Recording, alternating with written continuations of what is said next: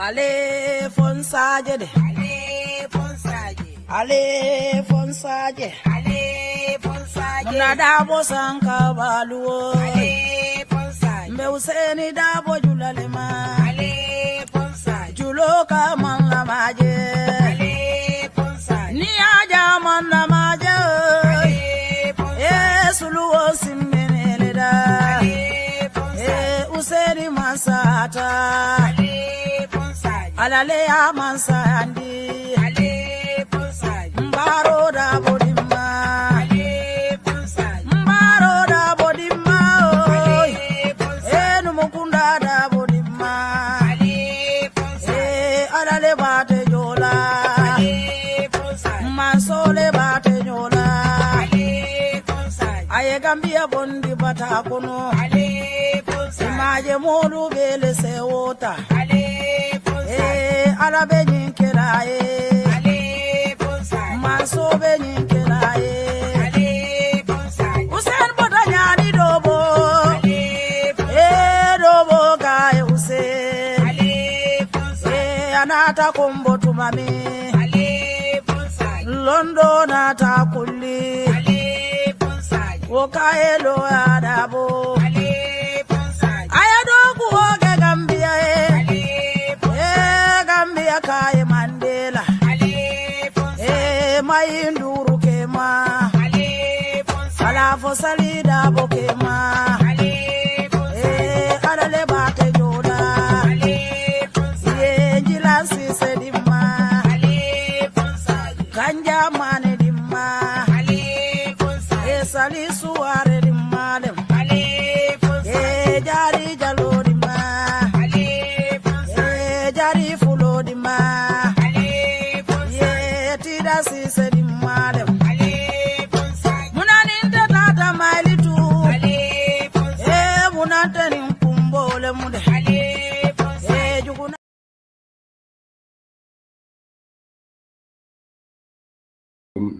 Mbaɗegol mbalkon to nabake bantaba bisi betulungo June karotil morning warago the 27th of June 2026.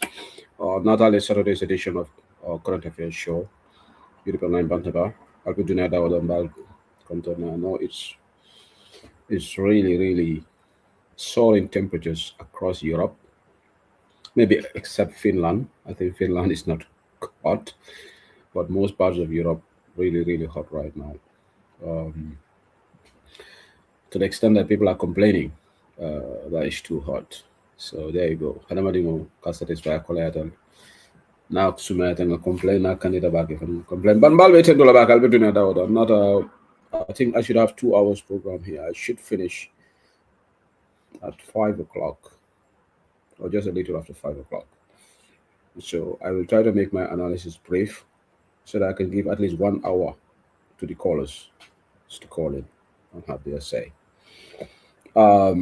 Mbalbeten to la kana UDP la platform moto be nala banko la kola kachala me alongo every day mo be kakacha kukuta de fola jam mbeka na tata le foje mbeka na diamo le foje, and that is going to continue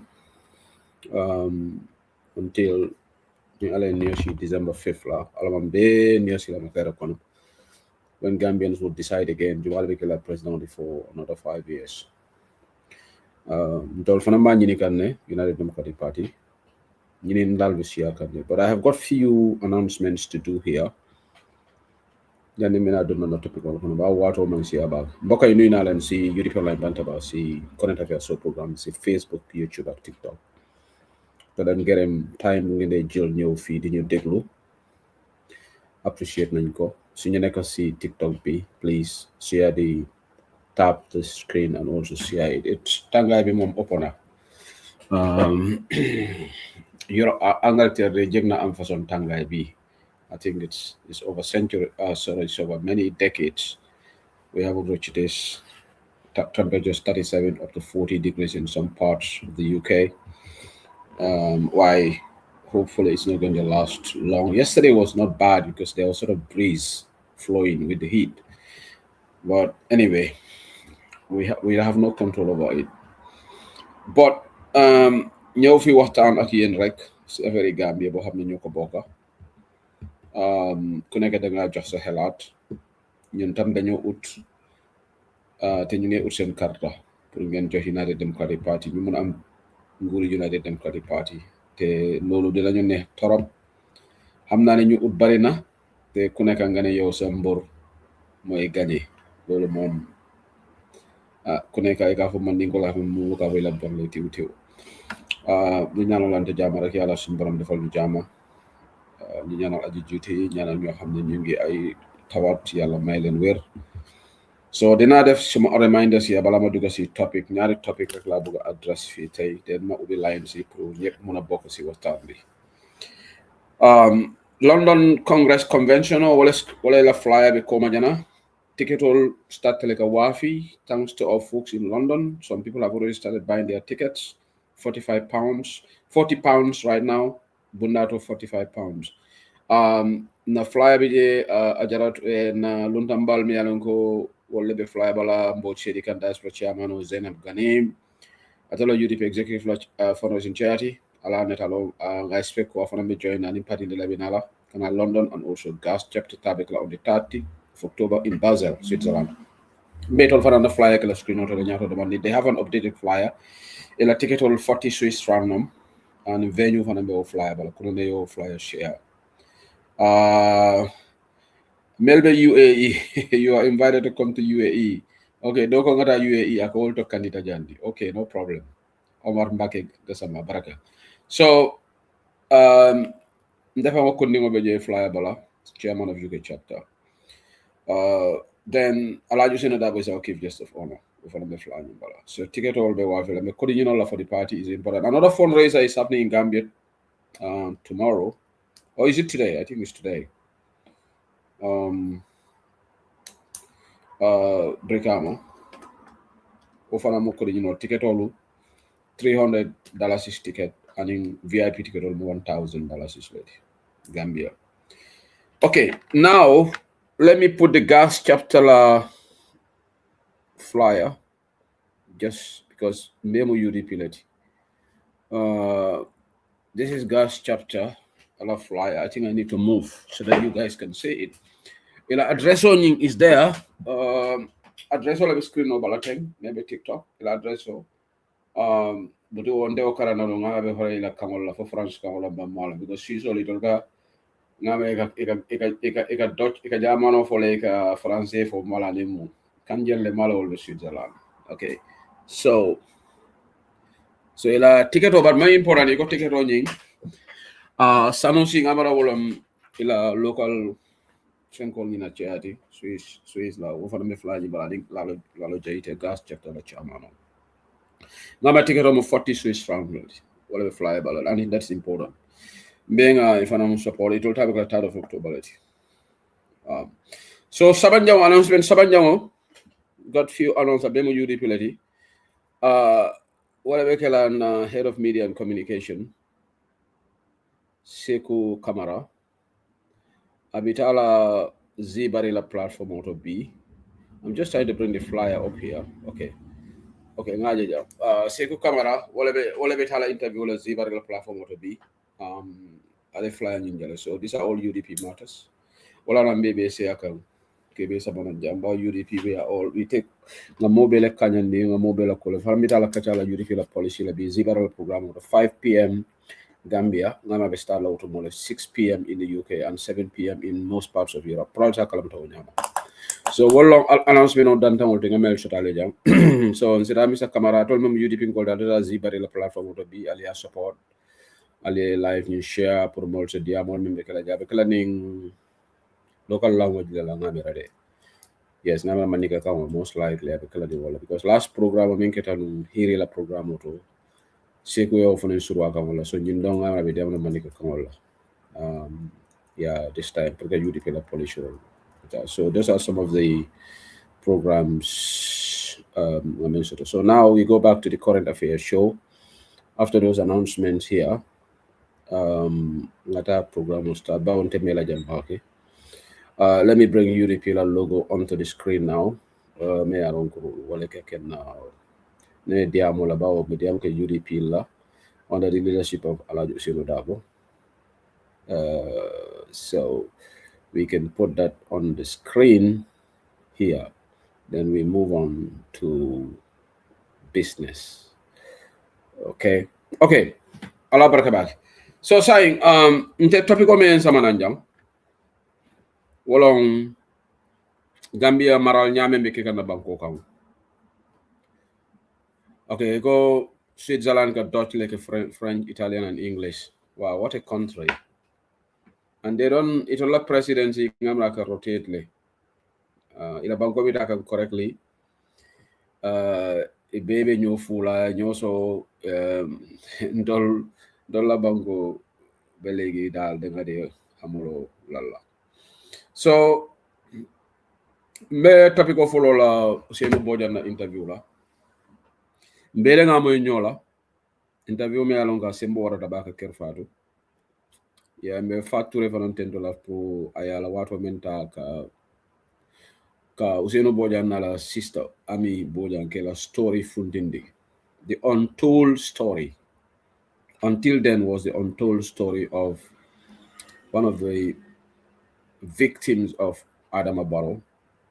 Usenu Bojang ka tumiri farola me alonga bulumandu nga simandu. Sanji fula belarin kasoto. Ye ko ya torani ye ya singo ke keno ba singo for months. Can kneel now allegedly I have ko the then IGP apply sanyang automatically IGP the Seattle Interior Ministry. Berada la kay ko nyoy duma. Dara ko ay instruction di ka fo police wala nyin keno wal kana nyim bonde nyim bulot. Ka fay ko ye tumi men tela yake. Nyimo Usenu Bojang na kumoliti. Anda kamanta kalla kam fo fatore fo nga fay hakiloto de nyimo minister de sembo babul da kay ko mantara tumi kam be tonyale fo kam.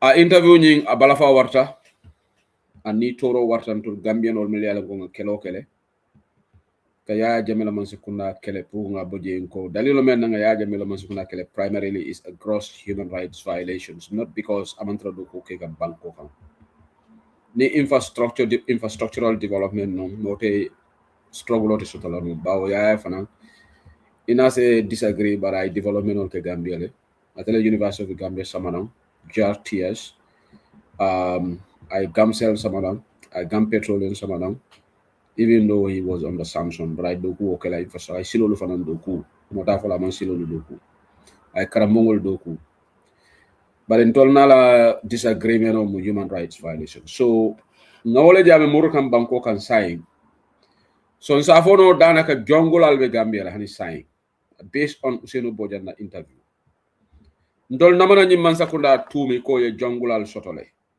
but from today nsafono le Usenu Bojang diamota ye menkala fo ako ke do na da wakay ko niman sonni na be finish lale fo ye do ye murubata ka lipa wol mu jongolal la behavior lati ning ataranse yaya jamme criticize no ko human rights violation le kala muna nani Adama Barrow yake be nyaka silala ale nga fo ale nga nyim fo ni data platform to ko jongolal le manya menke ko jongola kilingol lebe Barrow la system kono andu moman nyanne dakare la wala because Adama Barrow la man sekunda ala supportal ka titaru mela iko itolu democracy lebe Gambia.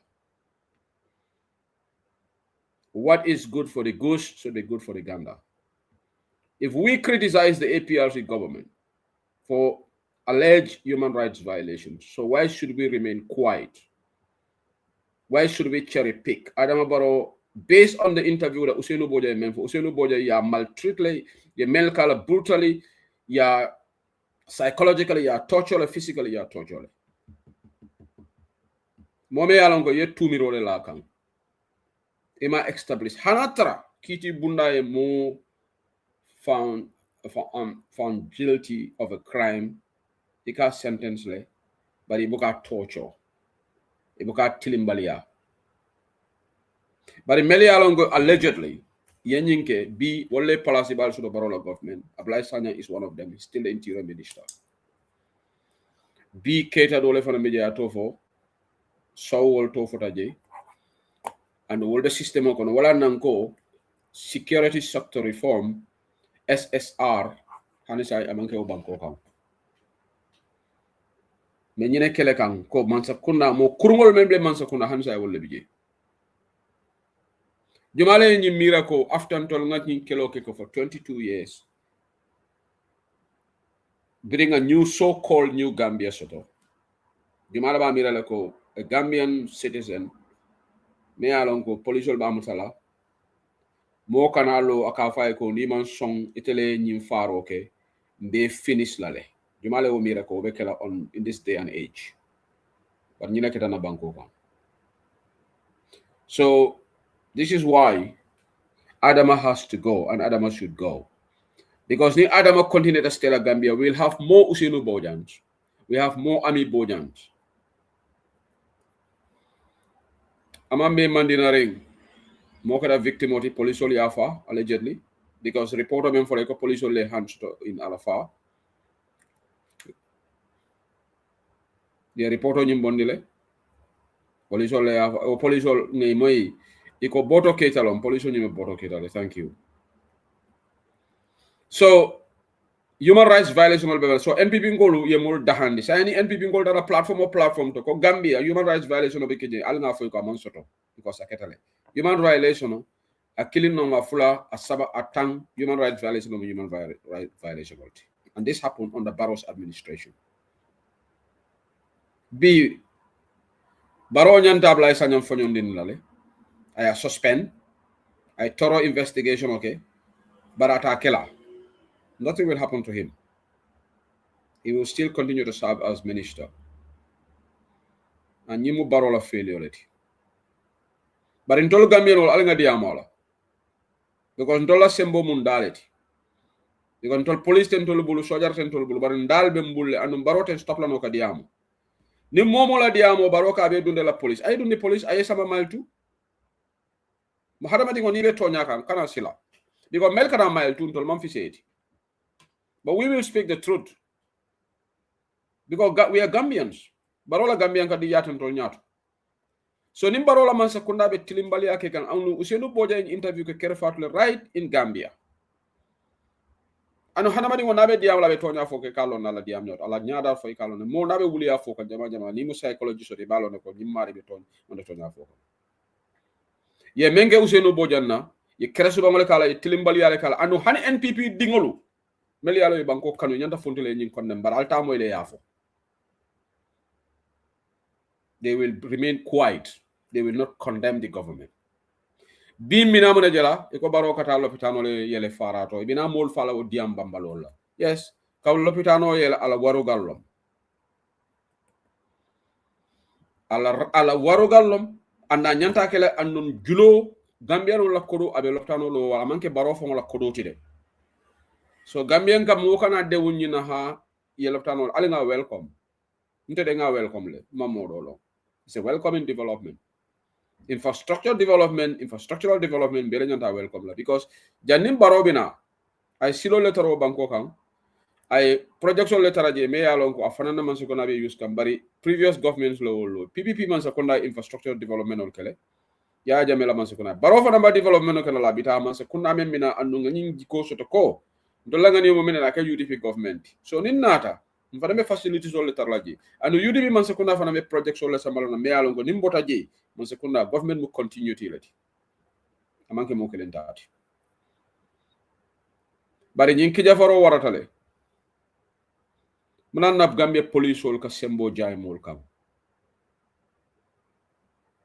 anu meta fola jana nga fanya last programme tubabu du jang nin ko abuka soto nse fani yavo bara it's very rare police ol yemuta jaye torture it's very rare ma fa abuka soto de because ni ngo fonte to nyavo because nyamantara lori every scenario tubabu du police ol dol fana ka kele and we have got examples of Melkada America voltamo racism tandi mo fi ngol laji aka kele bari aman siya jannie muta ibe buñalale ye sama police station oto ye kofidi la ware tide la yesi ye nyininka bari Gambia police olu dolu amanka police ol beti ila tilimbali ya warata It's a tilimbalia wara. No, sane balamang, dol ka ke janne. A case keta janne Gambian o me alon ko fong Angleterre jam fong aketa. Mamara fo ya jamela time lom. Ye Gambian dingo me manhandle jam. British police ole manhandle. Fa fatale ba malo. It happened. Akakele amansia. It's isolated. Akakele barakakele. Ikakele. To our America from police ka multilimbalia jail. Whether it's in police custody, because in police only muta, you are still immediately you are under the custody of the police, whether it's outside or the station. American wolf but but it does happen because ninko abokake no more buffalo. Somebody can challenge us on that. But Gambia is so prevalent there. And until changes puruka good governance and democracy samana. It is crazy. But remember that Usenu Bojana. I shed tears. I don't know whether you guys did.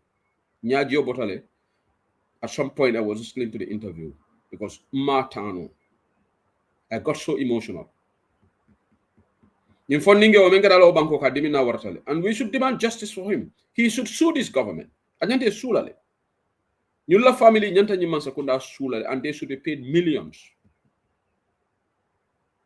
Anyanta kelale ngalonde ko baroman sekundare wo buka fine sol jo pa modu boja na ko hansa e madiala alaji borala ko e madiala hani man sekunda ko kitiyo nganyine kuntuita jola but ne future governments not e ba jola yete la case file yenyi man sekunda su anno hani ablay sanyam fa nyanta su lale nyine gal loja ngakafo ni momo be siko samana na police wol gombe arrest la. Look at this. Itemo Inspector General of Police, ye mo muta tumiro. And one stands out,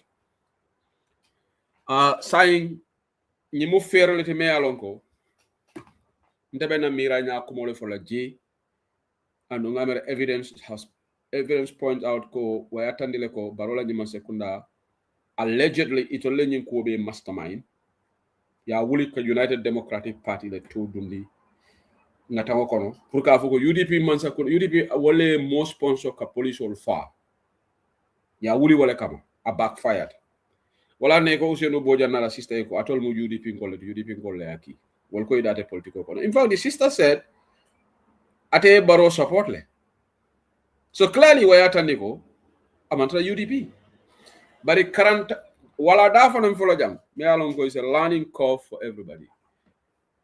Atol men ka katro fay Baroy Usenu Bojan dun dana sister dun tanyim men kono tay gol biri be Baro support la biri ami be Baro support la malon ko Baro la man sekunda la binata fon tilimbali yala yana la broda tilimbali ya wala na nimbe carte wol fay la alnga carte wol fay mo kendo e alinka mira janna bake nyimu wala daleti for every Gambian because nas new sister ala right lon ka Baro support nteta criticize la wala moy right soto la lafta fay la be ya fay wolon democracy bari woto mondiro ni be la right invoke la alinga mo kendo jibe bi maje ate dunta nyin kolaya kono akata victimoti yela mile 2 be kolaya re nyame Baro la mansa anum Baro hani saying adama funtita janda adi amta foni even being Justice Ibrahim Jaita ye Usenu Bojana la sister friendly court Baro funtita dada foni akoy tol believe ta ko Usenu le nyim faro Usenu ini ami hani saying Baro ko atol le faro ndama fode akoy tol la mansa ko na itol fe mankela out of Gambia be nyatil na mo kilina ko itol be appeal lale ando ngamare appeal process o nyin dundile I stand to be corrected but ngamare ya dundile so hani saying Baro ko itele nyum police ol fa bari ñi interview to wala da bi jelde tilimbali ya fanam a fonditalde hani sa nga jongolal soto system o kono jongolal be Gambia la hani sa inde police ol tilimbalol be o banko kanne de ñi boto Keita allegedly afanan da adunta je ko kono bari mina sound bite of Usenu Bojan video mba play la jam briefly pour mol melialongo janiba mira la ko nga kamale lala if I can open the video on I will. Let me try to see. An Indian interview him. Ma play la jam for the purpose of this program. If ninna nyi nyomi nga fumo be sonna play la. You know. Nani. Okay, nyindo mo Mantara Nyindom. So this is not the Yalanying video for an yele. It opens another video. That's not what I want. Tell a video and tell Usenu Bojan a video. So Alim Baral. Hopefully it's gonna open. So okay, I'm gonna let me say. You can do so on your other fully, cut out body arrest from table here. Yes, the boy name is Mohammed Top. Be San Cadiano of Santa was still level. Yeah, it are boy arrest now, and going for the Kurota picture block on it are be arrest now. Old friend, there was zero on that night, Congo late night, Keba Fonokel, Suba, no picture in Gigi. Asomo of Mohammed Fanangi, Mohammed Fanangi, that was on there like Saturday. So on Sunday, young body anti-crime for you. On Saturday, someone died. Kabian Dunigi, the anti-crime for a post in command. So, it put Liborum can explain. So, yeah, fine. So, yes, you're poor, you can for 100 and ink. Yes, I'm on film for you. So, I'm on film for the Bernadja, I search about your command and I will lorry. More floor. We don't know about my. So on that Saturday, we did IGP not a year or someone that. IGP Juma. Apply sign. Oh, what a minute. Our IGP, Interior Minister, that time was IGP. Yes. Okay. On that Saturday. Another day. So at the year that we wanted now, come in months somewhere up there. Because what done, I see Naja and I'll come put on another more. So what the first officer in the corridor, first officer on the thing. Maramara and the officer on it.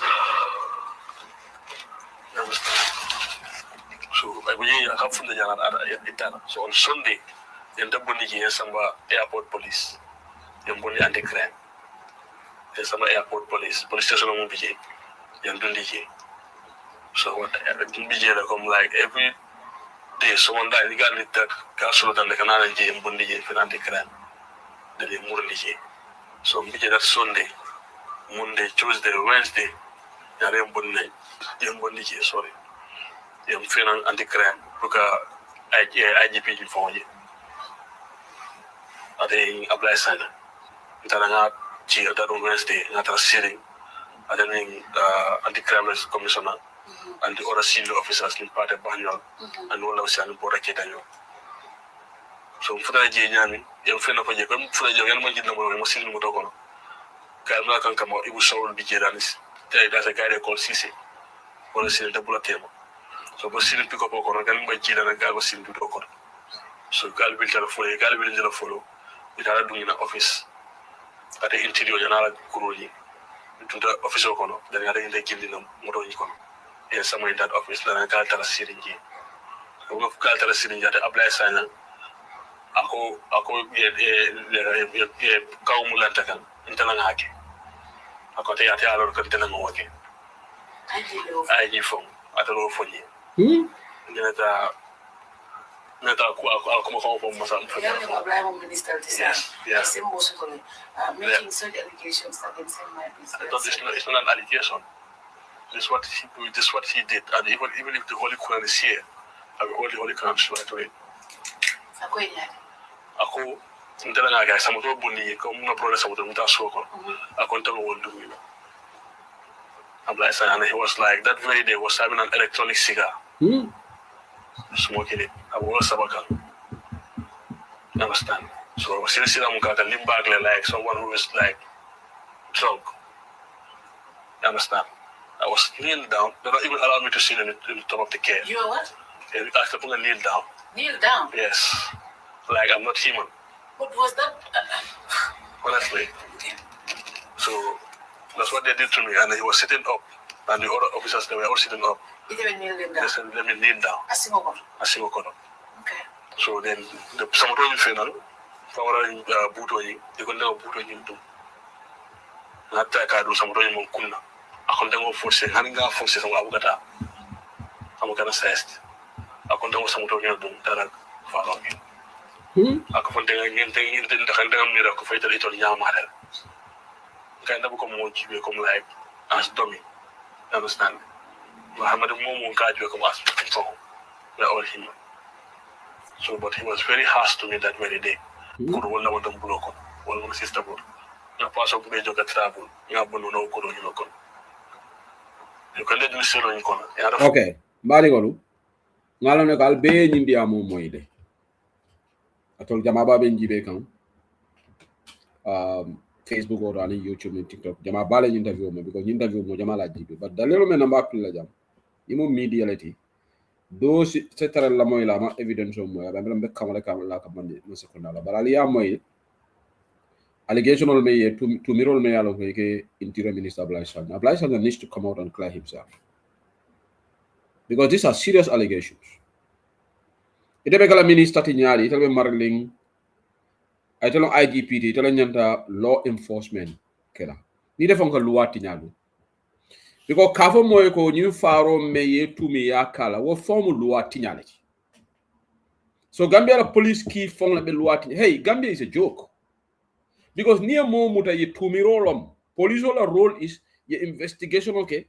Ni evidence soto ya samba kiti bunda le nyanda confirm la fo mari okele or not. But womanke IGP la do koti.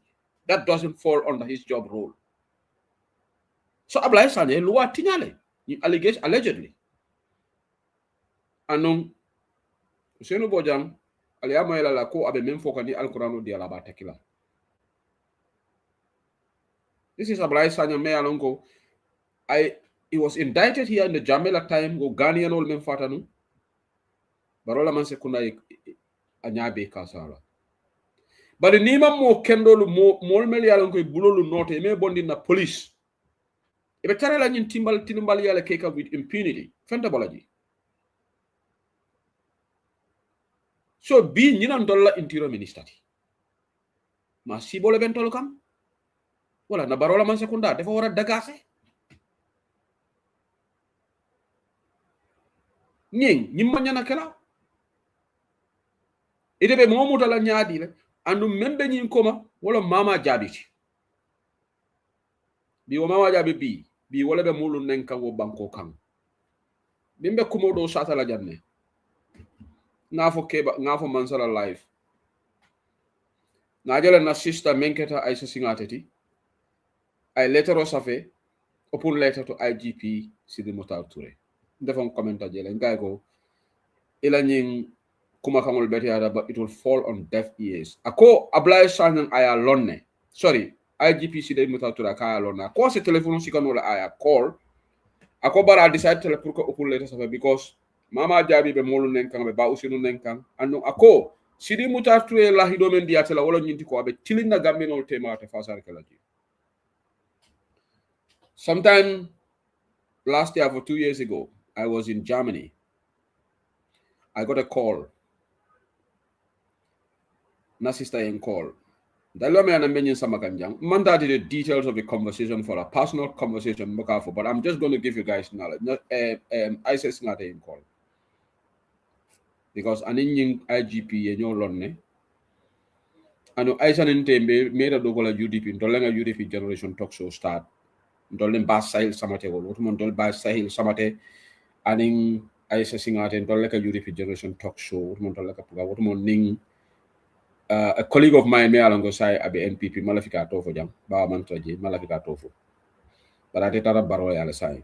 Doleka program on you. So not telephone also, no sister on you go. IGP call after Diamle and the Ikala Kumo for Tumo Amarabe immigration.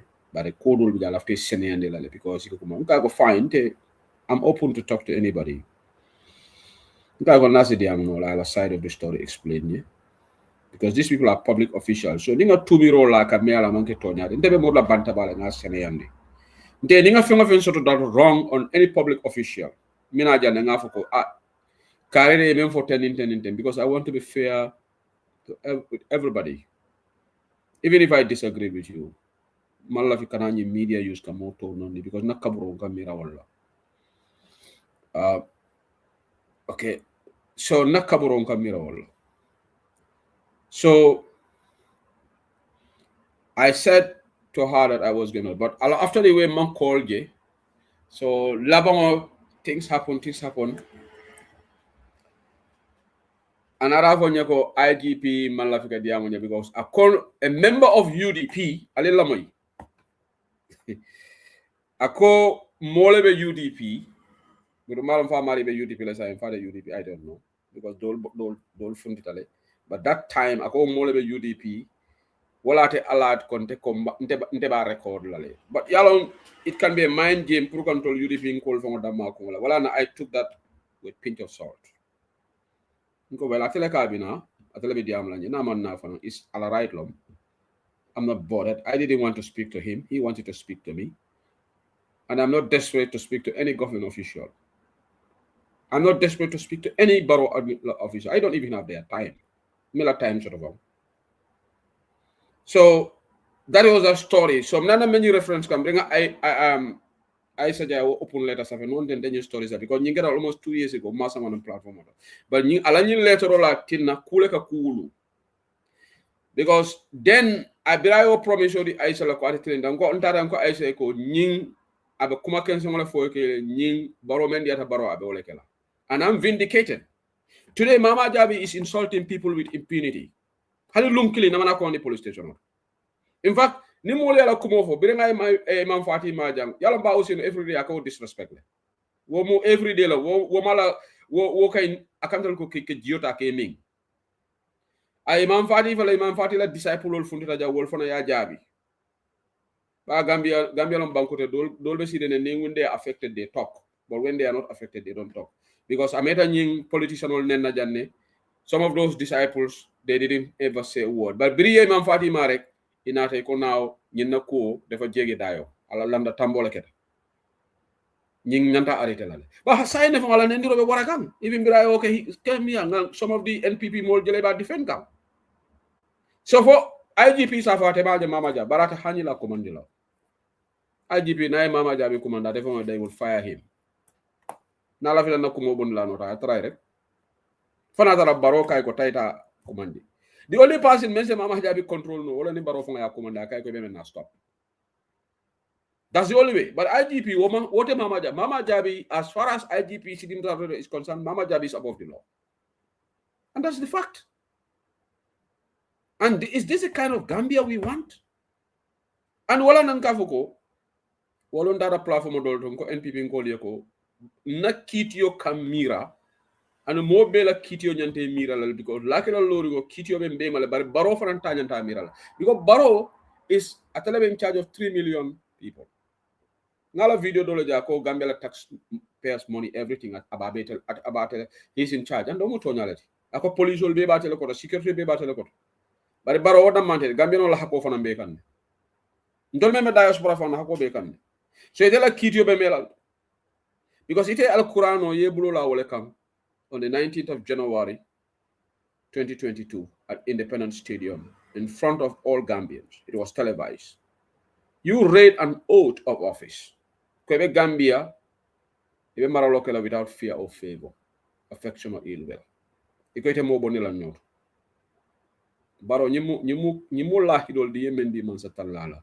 So B UDP ngoy luwatinya inyanta luwala la kanni. NPP ngoy luwatinya luwa nyanta la kanni. Doy ngoy luwatinya nyanta kala sobe yang ngoy mala nyanta la bari munana sai B NPP la supporta solo wol mendiate ko le ka banko kan surtout momen manken na banko dingoti.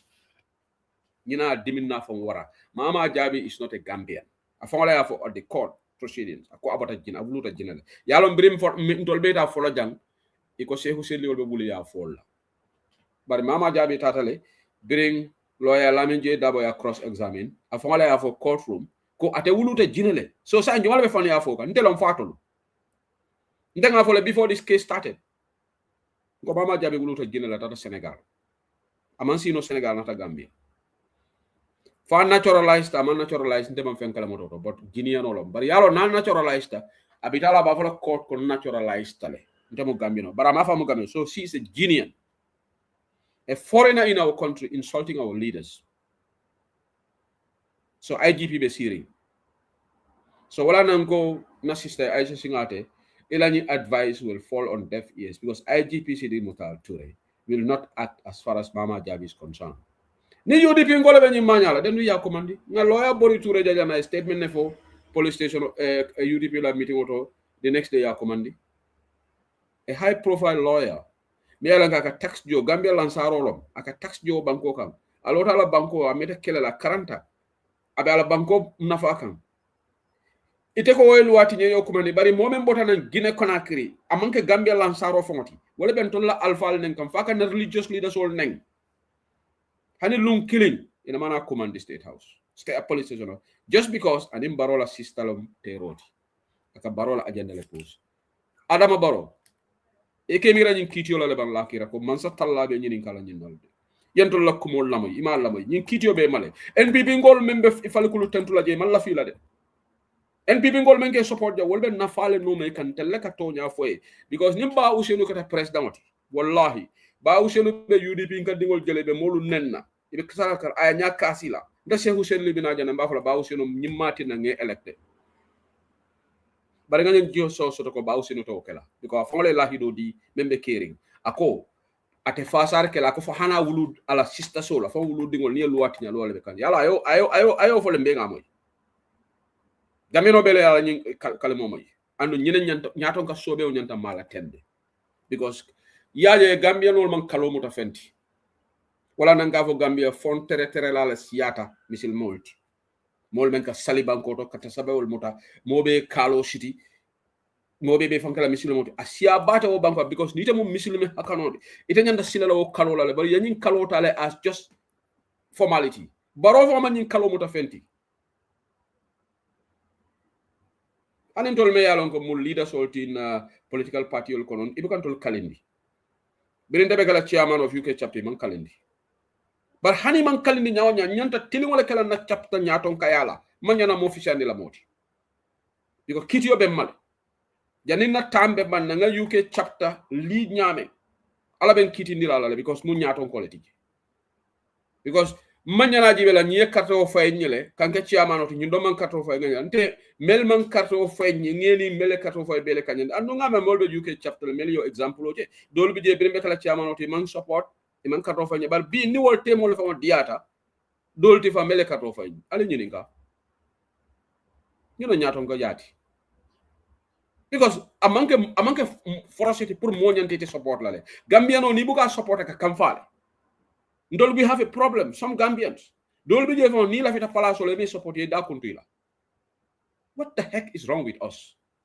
is it a force that somebody have to support you for more la nyanto te yete against ndol la nyim banko we have attitudinal issues ni la fita palaso la fon mo man campaign okay am support is a dol je kamfa mute kamo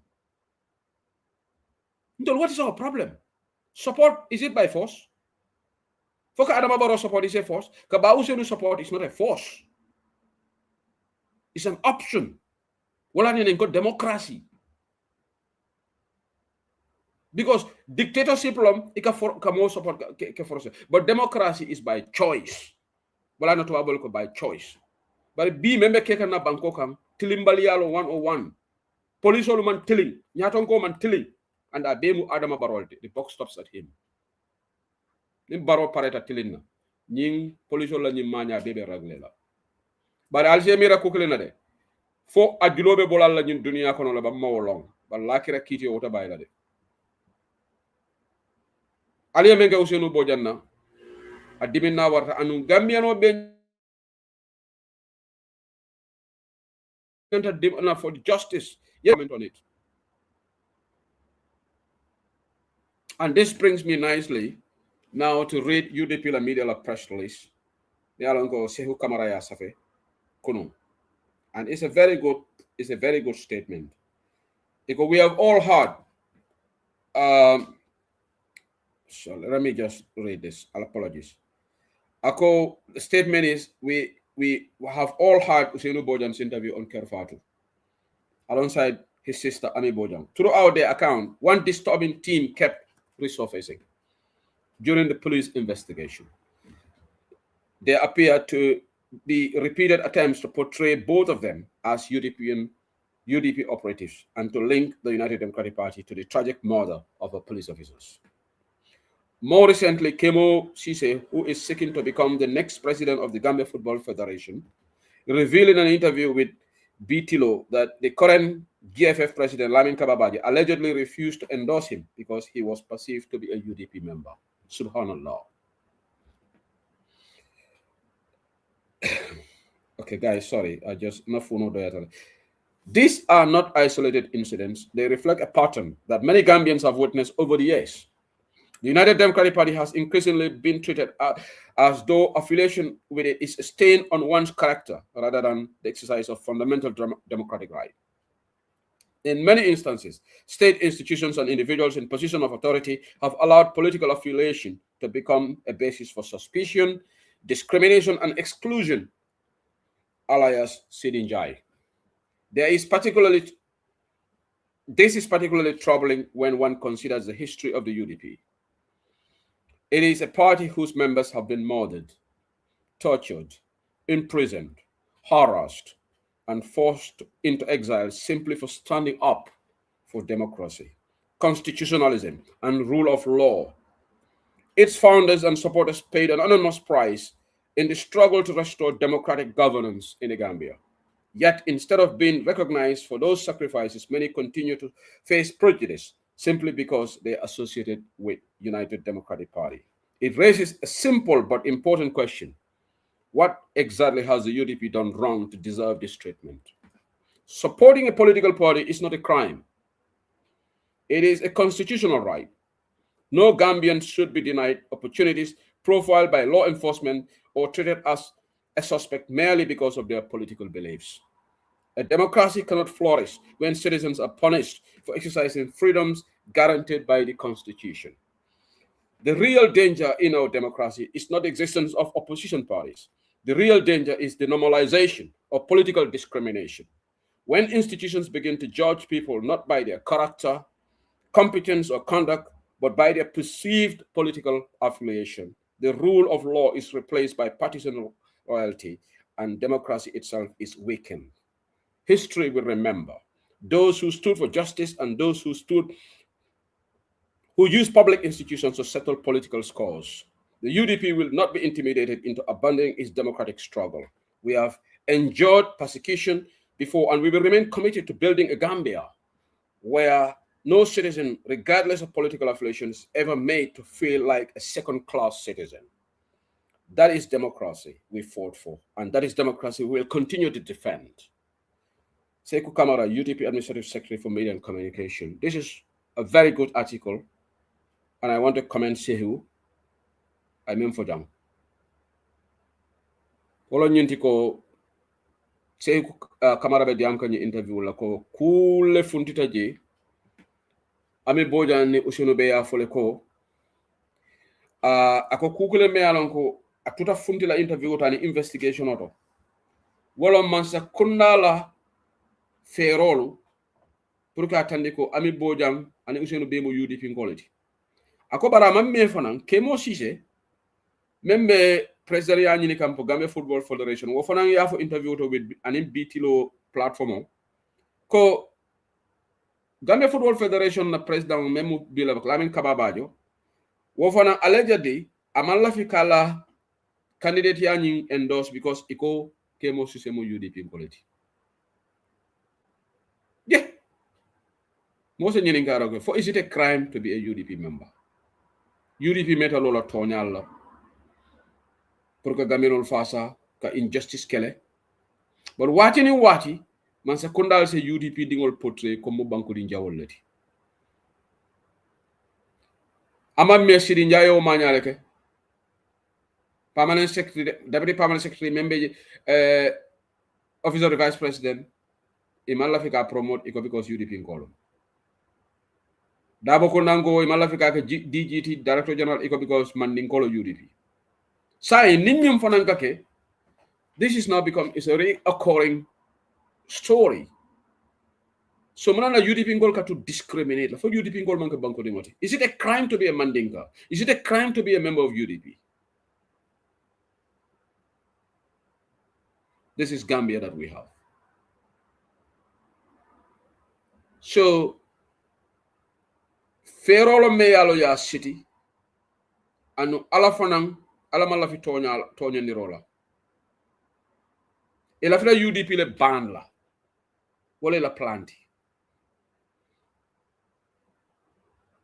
Imagine interview kono investigation kono iko Ousainou Bojaye ko ngeje Kiamar Yankuba Dabola court case tole because yen more dole netalojo je many police will be dun kan nyola itoli amira Ousainou Bojan nom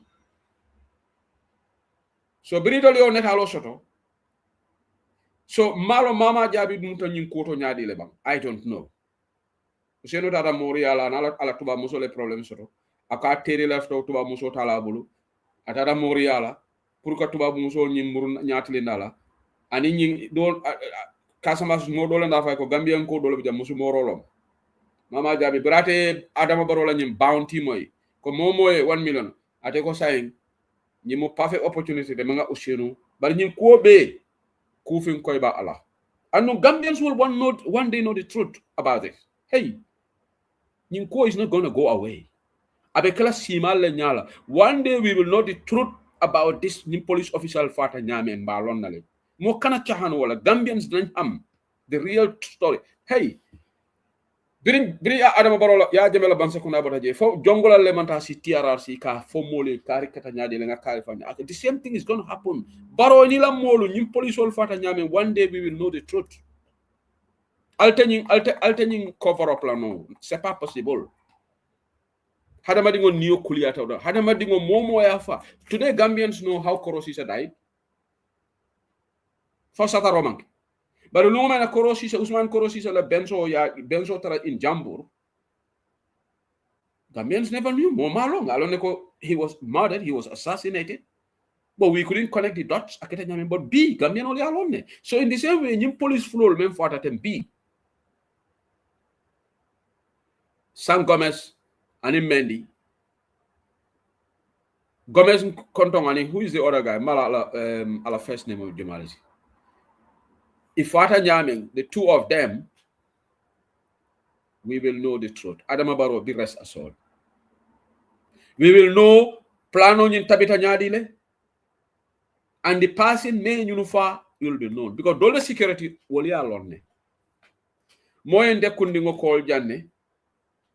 Amaribe Europe janne akati ako mele ñu fara ngay ni yalo fu ngoyta media sata dita sata la bantaba man ken duma dugal because fo fero lon ka UDP implicate bang ha ndenga lonne me ñu fa ngay yalon go and talk to the Gambian journalist.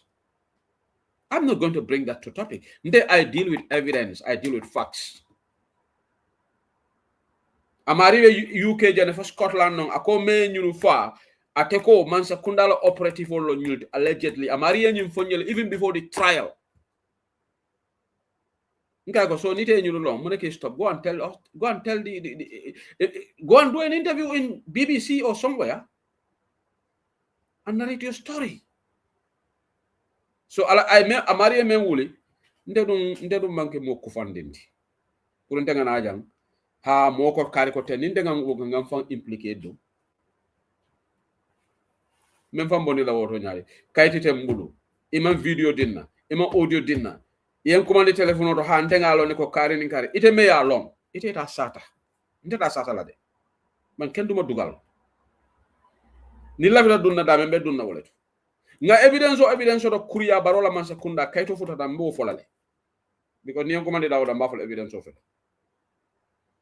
But can command telephone to ha kare internet. No, I'm not going to go into that story. But ngalon ne ku kilinde, lung killing Gambian will know the truth behind this whole saga. Gambian all ba lon nale. Abe funtilale. Barola mansa kunda nyim police all fata nyame. Alsa ko mabo nyaonya. One day Gambians will know the truth. And this story is not going to go away. Aliyata dalale Ousainou Bojan na ñing case ñing appeal pour que gamelol ñina di janni election wato albe mol fala ñing project yelola a barokata farato le bi barokata silo le abe pour que ñun police wol fata ñame why can't you talk about it but barosi na jang mbe Ousainou Daba kala tenne me UDP kala tenne me fen kala tenne anu abuka opposition na ku discourse na manke UDP ko mol ko baro man smart ha baro ya lonne de wona nakatu UDP la ko mo fola so ñu opposition men ke fongol batandi ka fuko ha ndolong credible candidate ndolo winnable candidate why is Barrow not talking about you? That's the question I have for you guys. Maybe you need to answer that. Because if you are a threat to Adama Barrow, Adama will be talking about you. If you say that you are the force to reckon with, then Adama will be worried about you. But Adama doesn't talk about it. Adama even calls some of these politicians briefcase politicians.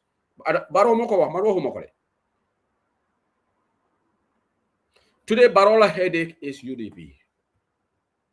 UDP le basis all sort of UDP. Hey, Momo Kafoja UDP la base is gone. You are fooling yourself. You don't understand Gambian politics. And you guys are in for rude awakening on December 5th. I'll condole them. We are in for rude awakening. Alman Gambia la political landscape understand. Some of you. Gambia la political landscape is not dictated by TikTok. Molbe Gambia la meya lonko wolo hani mo defo TikTok auto they will vote for Barrow. Let's not fool ourselves. Molbe nyim Gambia hani nyim kuriyal membe ka Gambia bi mo dole afo mansala live to ako bolon ko non ko lu nyanta kala na borita surtout musol la karola because wol believe tele ko mo buka man sa oppose so mo men ka fo ko man go mo ne dama oppose nguur yo ban policy ak programme ngay wa be nga convince ko be nga waste time so regional dol fana be Gambia hani trete tata ika wuri le sinya wuli killing a day ko Ba Ousainou is not winnable. They will always vote for Ba Ousainou. Let me make that clear. There are some people in Gambia hana trete sitale ko Ba Ousainou election on 10 times. Don't even stop at 6 times or 5 times. After Ba Ousainou in palace on 10 times amani 30 years abanila. Well, they will always vote for Ba Ousainou. Equally for fixed deposits. Equally for basis in politics. Ila's base is not moved. There's Dolbe LRR. Wolma moja na manke Ba Ousainou. Dolbe and URR for a woman fenje na hani money for Baroma. Hani mani boto katale 10,000. They will always vote for Barrow. For Amera Kolea membe Gambia, URR call ma kalamuta. Ya kalamutale. Ya kalamutale. For Amera nying kuram va membe combo ten ko kuram man soda fo nawe kata sarangele yalla. Senelek melba URR ya kalanga so nyim patiol men katara yaay na jan TikTok auto be mol fala dia mola itol yalla ne koy mam based they cannot even name one region in Gambia ka ñu non tala based. I'm guaranteed of victory here. They cannot because they don't have a base. And this is the reality of the elections everywhere, even in the United Kingdom, even in America. This is what happened. UK jam. There are certain areas Labour Party la base long will book a move. Dolmo conservative or la base let will book a move. Swing areas all like a move. America for swing states will they move. Will fall in. But there are some regions Melango will move, they don't know the MOVE. No, so that's why I'm telling you. Alena Nyindula record 2026 election is between UDP and NPP. You can record this. This December 5th is a race between UDP and NPP. And he's right. This is a race between UDP and NPP. Momo Kefan Nene. Ekafo tell you ahead of UDP. Because the proof of the pudding is in the eating. Melga for UDP la percentage kajile. UDP la percentage kajile. Yes, na percentage kajile. Tonyalo. But we have never moved away from that second position, have we? Ite mena percentage buka ji, muna nete buka nte overtake.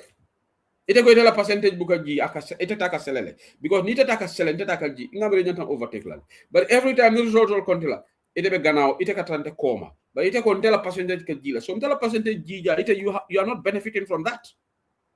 Because Gambia la political landscape, Gambia la political femkole buka falling. Incumbents will like advantage to because Gambia la molla political fahambalia because ika monyi moy banku jungale ka fonte buka mansa oppose buka fonto la Angleterre jam ni ko moy ko buka mansa oppose ba fle man kende ya ba fle you need to go and see yeta ite ikungo family ronta buka fo jani ya fle ba fle nyale mata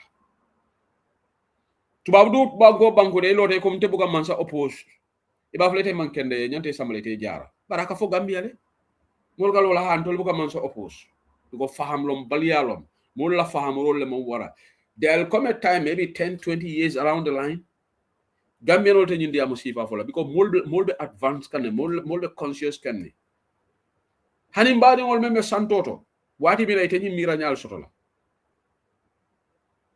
because nyim fonte malom fo dino fo nyis opposer ngo Firaon anda bilay Musa lay oppose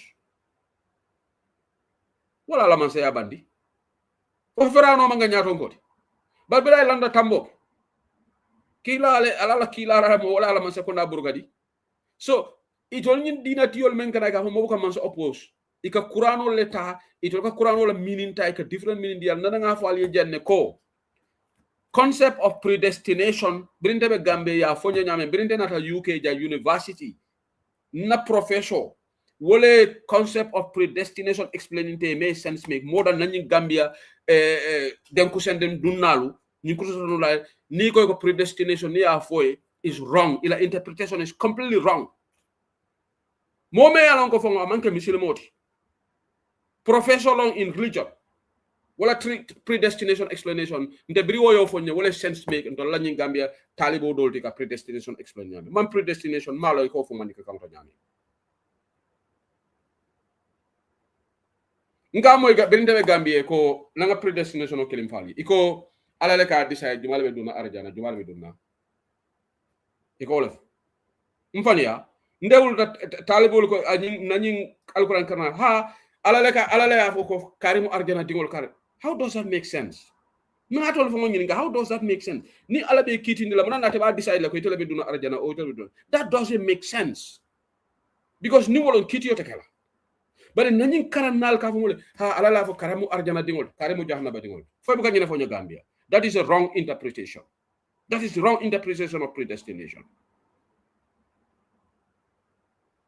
imando ja ka fo nye please stop what you are telling I will say it ni laf de sesela nan jaw but our interpretation of predestination is wrong aman sense make because ni ala le ba decide la ko tebe duna jahannaba muna naw ala kilimo be te kitinde la ila baro wala ba decide la fo bita arjana o even not ala ila baro wala be dunira arjana wala dina ala e kitiyo ke ila bara kendo ila bara kulungu so muna nani mo ka fo he karo kabara wala dem arjana dingolati how does that make sense ala e nyinga kunna koyelati fo mbuga moy ala be jumala create la eda fo ko ite bita duna jahannaba wala kono how does that make sense so brinde nata jang nyim professor Nike lectures on this predestination I swear go li moy dega bi way wala nal nga londo ñini ndola molukal itolka interpretation of superficially they don't think outside the box they don't go and give a deeper meaning and ñing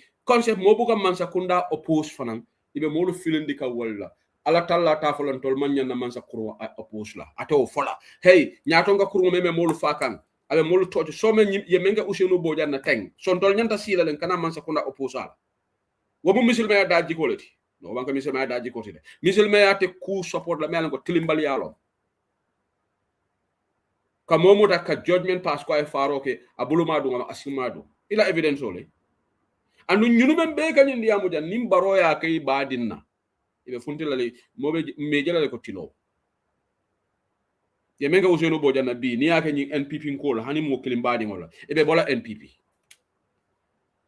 some of our people are selfish so ndena rajanne kanyi nan niku ya tandi menketa usenu bojana anu Gambia no bele nyanta diamulala anu nyimman sekunda inyanta kitindila le nyin tilimbali ya me kakete albe nyim project ko men dila carte fo men minala Gambia alkana la carte will di just because Barrow is opening hospitals silolo hey tilimbali amebe banko ka nyanta stop lalde anu nyin tilimbali ata stop la ni Barrow president ala de Barrow be nyimbe be ka ba nyaka silelal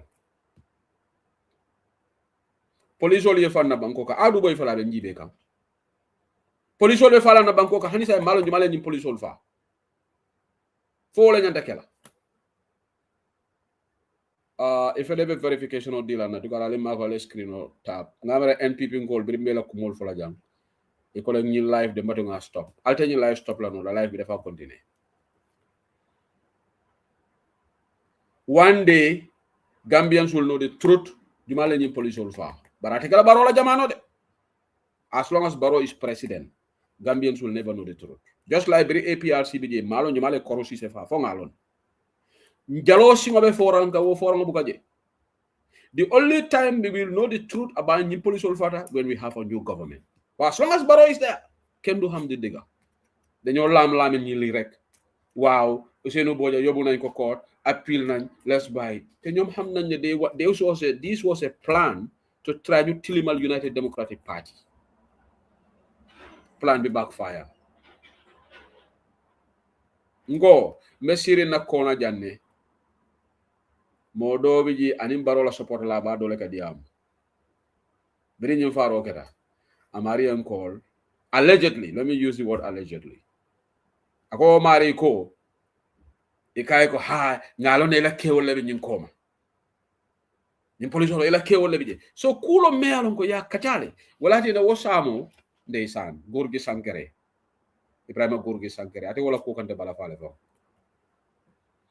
Ñunu molle Gambia karanal totinya Gorgui Sankere Ismaila Cissé ana boñol ñu le Gambia karanal totinya Gorgui Sankere ite de nima UDP ngol hako dani ite kiti balbe ko na because ite na le kamo be la UDP la hani say ma UDP ngol apologize hani say man tay lo stem biri molye tongodete iko police le o fete police fanan nata State House ye police tongodete police ko hay to le information odi and ye menen fongo yela kalabante ya fongoje Usenu Boja ko ani MFDC lebe do ko because of jolalom ni be mu tribalism la di Usenu Boja mu jolaleti idol fongo later le nata lon ko Usenu Boja mu jolal because Boja man ni ko bi je Boja jola bay to le amena ko Usenu Boja mu man ni ko tini later le nata lon ko jolalom so biri alon ko jolalom e ko mbato ngani MFDC ko takinde nyola MFDC fundita jay ko nyina man itol nyina man nduko ko kido bolije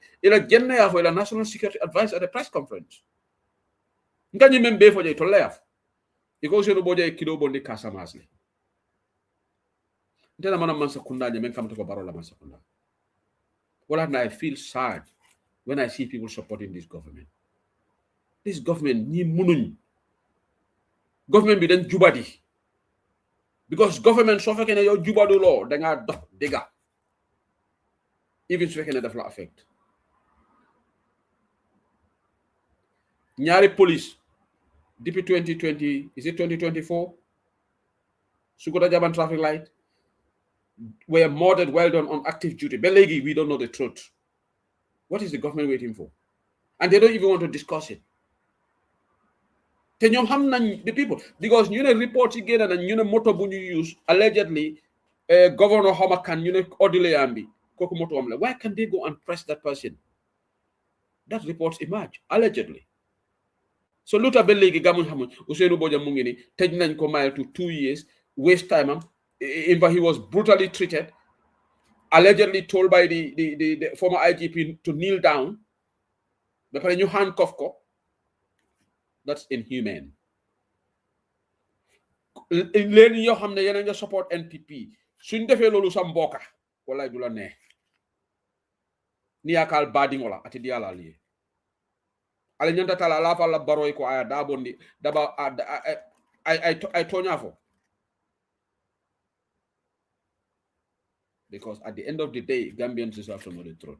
I will stop here on this topic and I'll move to my next topic. Janingana line solo yel. I'll be like a European line bantabala. Current affairs show broadcasting live on TikTok, on YouTube, and on Facebook. On Monday, we will continue with our policy discussion show with Uncle Larry and Dr. Mani, and they will give us more updates about the coalition. Coalition Diamo, they will give us more updates because there are some developments in that regard. But I'm not going to break the news here.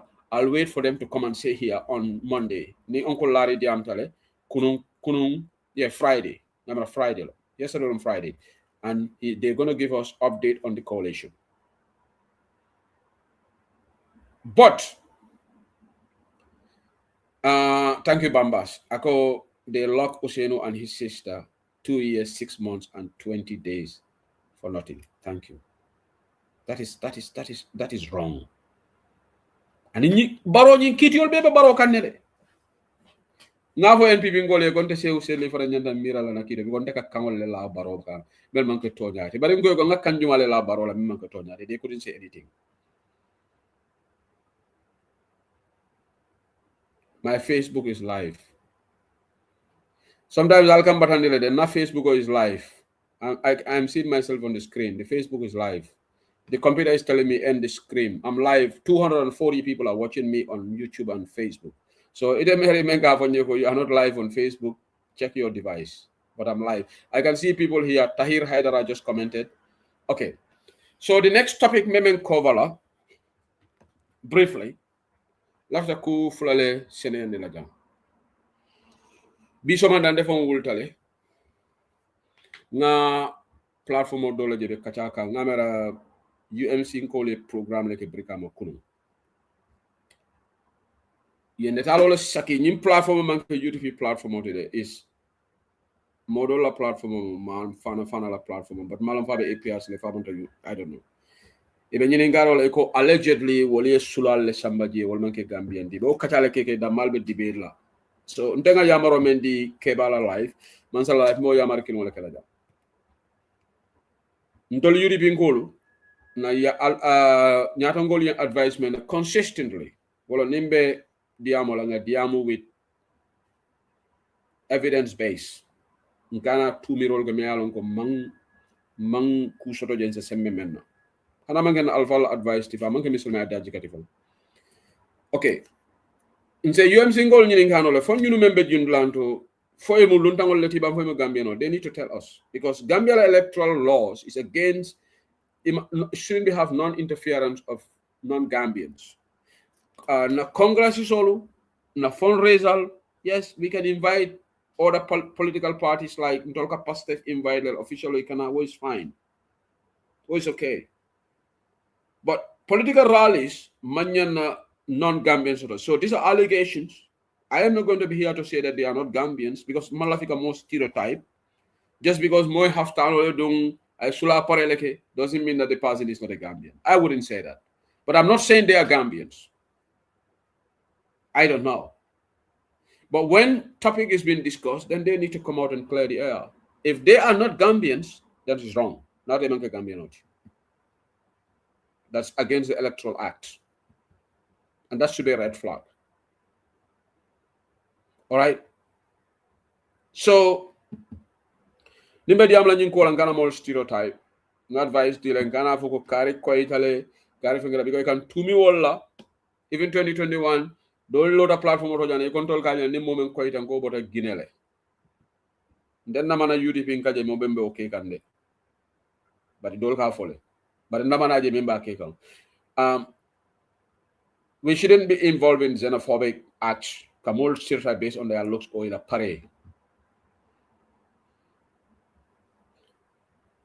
Mol koitale Gambia mo koylu je mo fingol beji and mo fingol fo modol fo be finte manke Gambian oti but Gambian citizenship you act it through by birth or through by naturalization. One of your parents have to be Gambian. Ni bama mo Gambian hani fama bota Guinea mo Gambian oti ni fama bota Senegal bari bama mo Gambian oti wala ifama mo Gambian oti bari bama bota Senegal you are Gambian. But none of any parent floor more Kilimanke Gambian or Ito Hanisa Wuluta Gambia, no woman Gambian citizenship. You have to go through, remember, you have to be there until 18 years and then you apply. It's like happened in the UK. One of your parents have to be British. British. Nila parent floor Manga British or Hanata Wuluta Jan didn't have to reach a certain age in the UK before you can apply for Pruka Kaitos or the Jimbanko. But Nila parent Kilimu British or you automatically say passport apply no way. And this happens in most European countries. So this is not new to Gambia. So, but it's a kind of an sort of knowledge through Ilaste Imeta Gambia and also through marriage. Near Gambia Muso Futu. It's a Gambia Kaito sort of knowledge. And I think also through Ila Muso. All natural. Just like to Babuja, your partner in the European, you go through a Kaito file, a Kaito sort of all Kakaja, right? Jamabal Betu Abduja, a Kaito sort of through a Musul Futu. Well, if Futu Kawalia, right? But in Dola Bango Kang, Fanja and Afojana, and she's right, then I need you to Gambia naturalize. Don't know manager.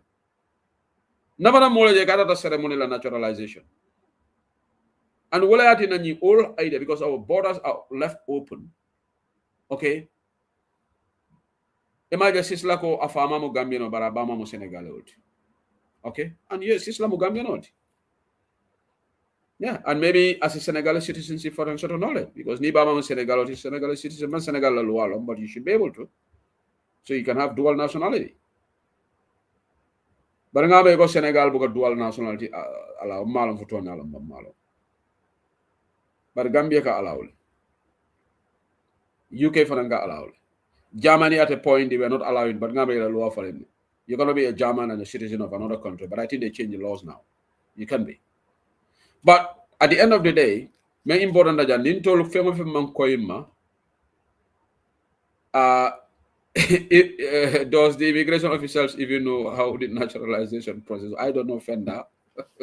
I don't know. But then about moje men naturalized to Bangkok. Gambia kata jire drong. Yeta immigration ol duku. Ye passport dila. Mama Jabi, I bet Gambia passport betar la bolle. Yes. Mama Jabi. Biwobe kandaya men no Bangkok. Ni otata immigration ako insular passport ba dila immediately. Without an iota of hesitation. So kana digital passport men launch te. Kana digital ID card so le launch sign. Iko barole ba fenge wolo ngela moljele ba foka. Iko Senegal buka dual nationality allowed. True. Iko Senegal you cannot be a citizen of you have to be a Senegalese or not but you cannot choose to be both. So Gambia tilimbali ale be nyimbanko kan. Adama barona la molbe tilimbali ala ni molu di am teje ko baro e silo le lo baro e lopitano le lo barol. Bare membe keka Ousainou Bojang to kachala de. Wo minister me yo tilimbali ake bi wala to la interior minister. Bare ma je beren baylo tata jamani yo soro.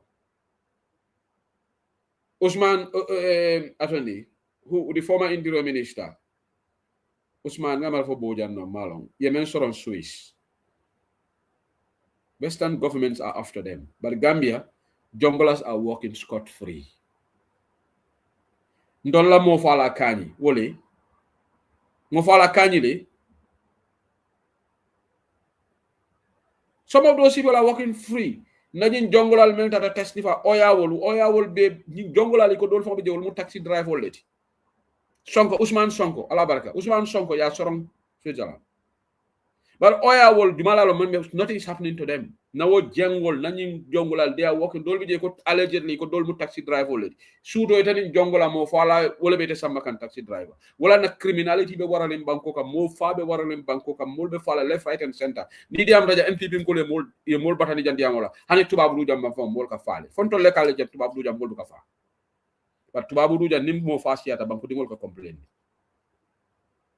Gambia in a space of 1 week, more Lulu, that is serious. That is unheard of. Because it's lack of security in Bangkok. Community policing mansoto. You get the police or the taman, a police flag. That's community policing. Gambia police all me along motor kendol table. Essential for a shot. Near case some police, if I taxi in a task so called. What a Gambia? Iko doko jata is a taxi driver. So nying molme yalango allegedly de mumo fala ledi. Wala be dunkan to la system okon. So lafla nying luntang ko shenandi la wolto jam. But political party solo alenga ensure nga luntang da bonni na electoral process kono. Luntang sitan election auto le barin kane samane kata ika statement. So anu nying kata me alomba ke kanjan this is not personal. Ni UDP inko ale luntang jenna rally to ale rise to the question.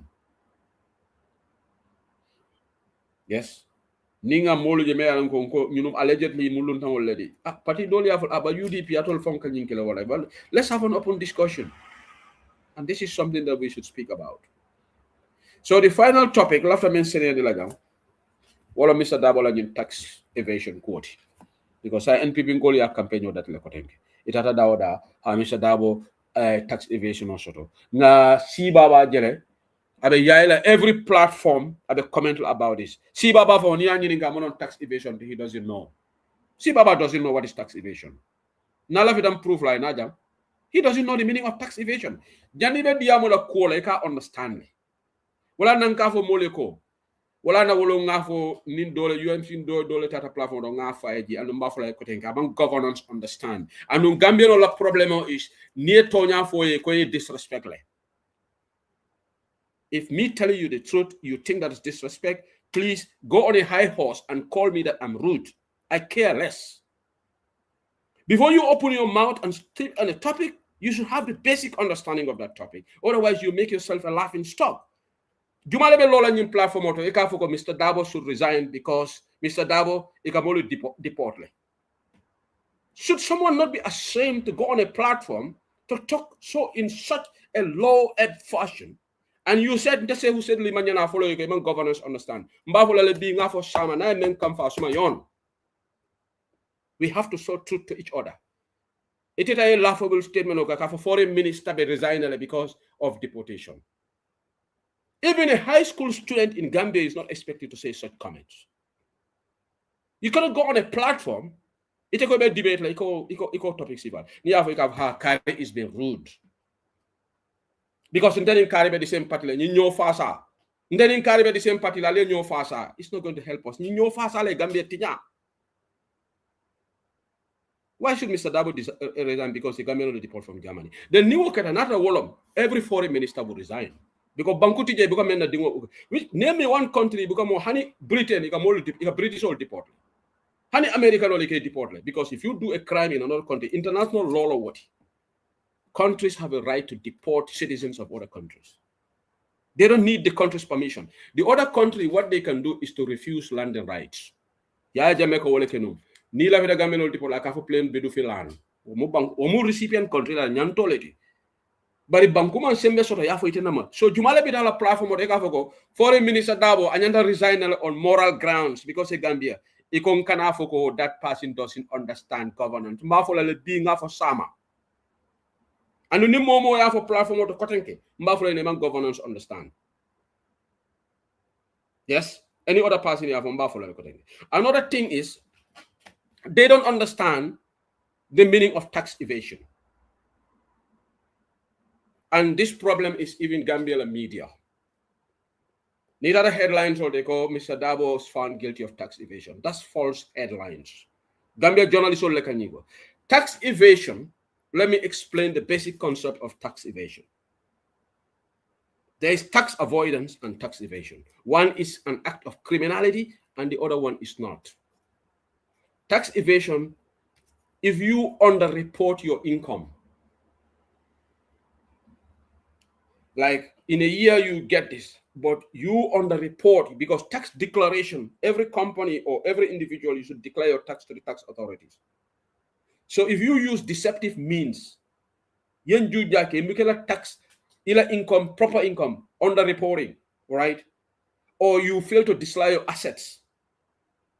And the tax person, the tax man, your information but when they later find out you are getting 5 million a year, but you are reporting 3 million, that is tax evasion. They will prosecute you. That's an act of criminality. He called it for economics or finance, accountant will call for tax evasion. Mr. Dabo was not found wanting of tax evasion. What Mr. Dabo was found wanting was tax arrears. And Mr. Dabo himself clarified this in one of the interviews. He is being targeted because he's a politician. There were about 7 lawyers who had those tax arrears. It was not only Mr. Dabo. But they don't talk about those people because those people are not seeking office. I understand you want to challenge Mr. Dabo on his tax arrears. That's fine. That's within your remit. Because he wants to rule Gambia. People should challenge him. But don't put something on him that is false. He wasn't culpable of tax evasion. He had tax arrears. Can more nigga Europe fee ko hamne do am tax arrears?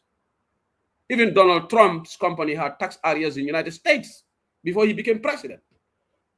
But you will never see media house in the United States say Donald Trump is found of tax evasion. They will not, because those people understand they can separate the wheat from the chaff. They will not confuse tax arrears and tax evasion. But Gambia bo hamne journalists amna journalists yo hamne dañu bind headlines hamun ko ñom ñoo bind wal Mr. Dabo was that headline is completely wrong.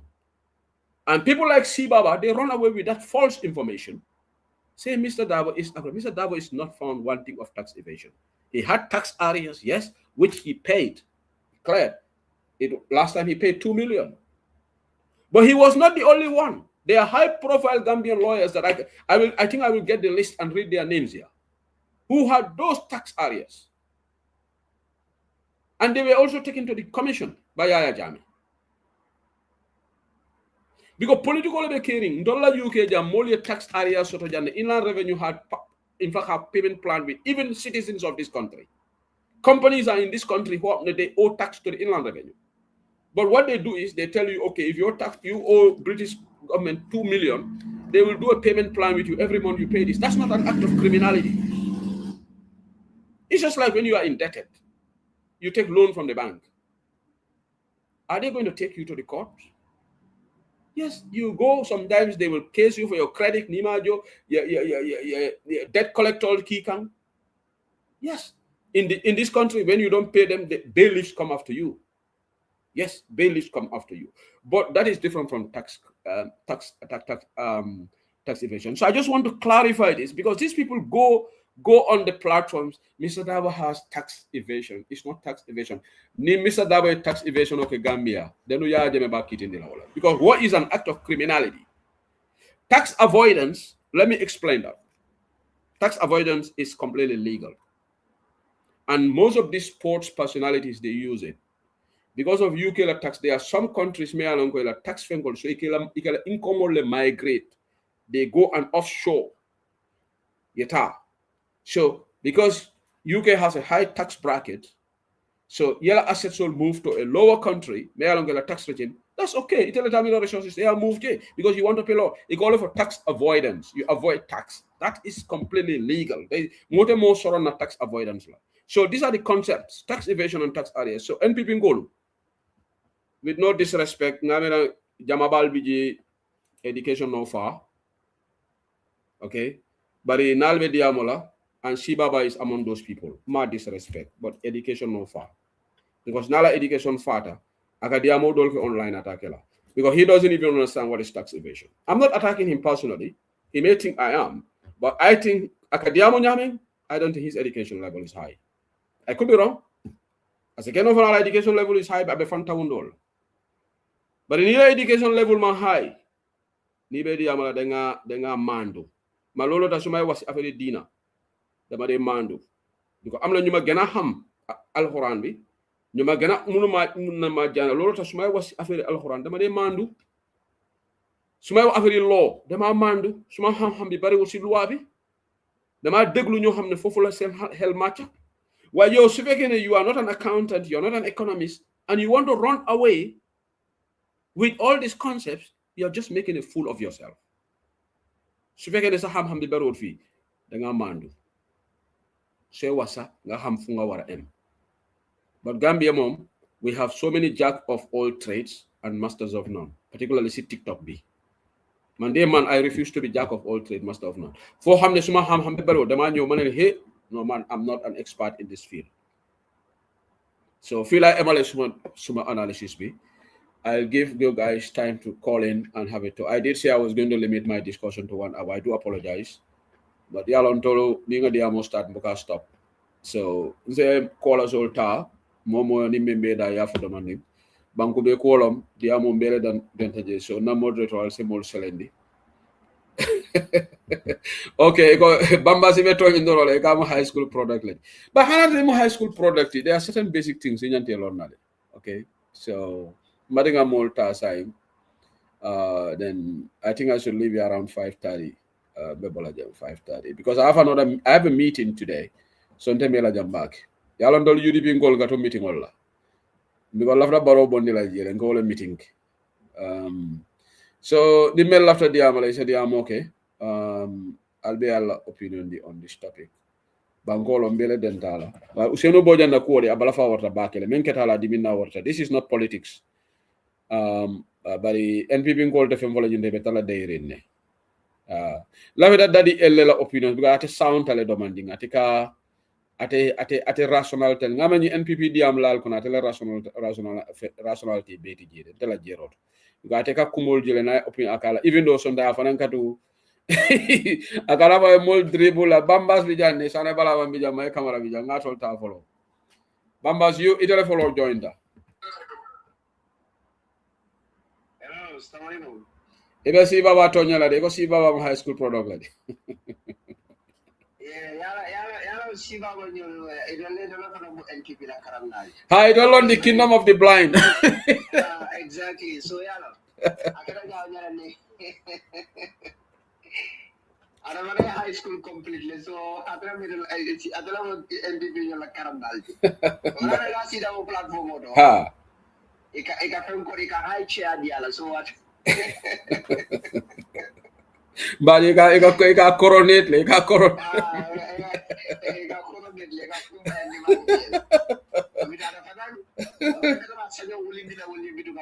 Kuma kanambo. Exactly, kuma kanambo. Yeah, on a serious note, I think Sibaba Malo won't tax evasion. No, I'm for him. Respect to him, Sibaba does not even know what tax evasion is. Because common sense will tell you Natarako Hechidabo was found wanted of tax evasion. Yeah. He would have been jailed. Yeah, Jameba saw Nalanum for that. Okay, Nita Maria Munum tax. But Natarako Yalo Munum tax evasion. Yeah. Because tax evasion is a criminality. Yeah, act of criminality. No. It's a criminal act. So yes, Hechidabo was charged with tax evasion. The mayor purposefully. Discredit me, right? Exactly. It was not tax evasion, but I think I know who about Sotala no Yame, wala about Sona no Yame. Kodia often claiming stroke outlet. I can understand. The tax evasion was struck out because woman shot a man. Okay. The tax arrears, I will show. And obviously, come here for the diamo tax arrears is normal. Yes, very normal. Imagine dollar for the in America, tax arrears is so common in the United States. Tax arrears. Tax arrears is very, very normal because man sakundaya already take a jail lesson. Yeah. It was declared already going to jail lesson man sakundaya alone. But Emmanuel tax me jono due to whatever circumstances me alone go atina. Iman tax me jono. And Hechidabo ta mo be on because Hechidabo what time about a farm use can as pro bono. Yeah. So mommy alone ko be a farm use can as pro bono. Definitely, obviously, Hakilima de Balon na ko.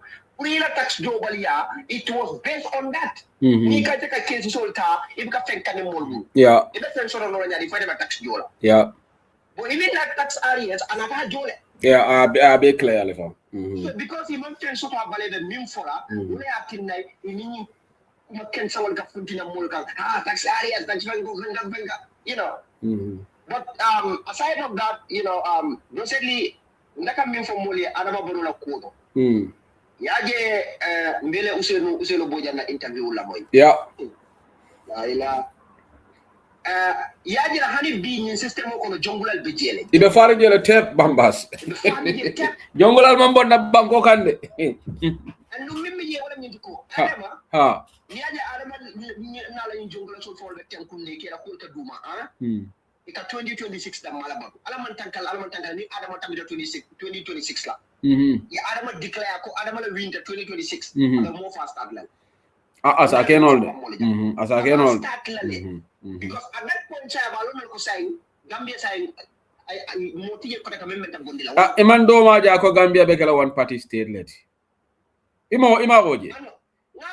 I'm not funny after it. Probably Hanaman to one party state, but Abakela just one opposition party that might be UDP because UDP don't give off. Alaman Tankal Hani Adam Tamida. You will be a journal, either will be like Adamakan or will be will retire completely, or be the political because it's a loose of Oakland. So our focus online and I believe I've been focused on Tonyala. Because Hani UDP, Jamal Bim Konomini Alonco, 2026 more or yeah, Gajawa Valley from Boyka for it from very tired.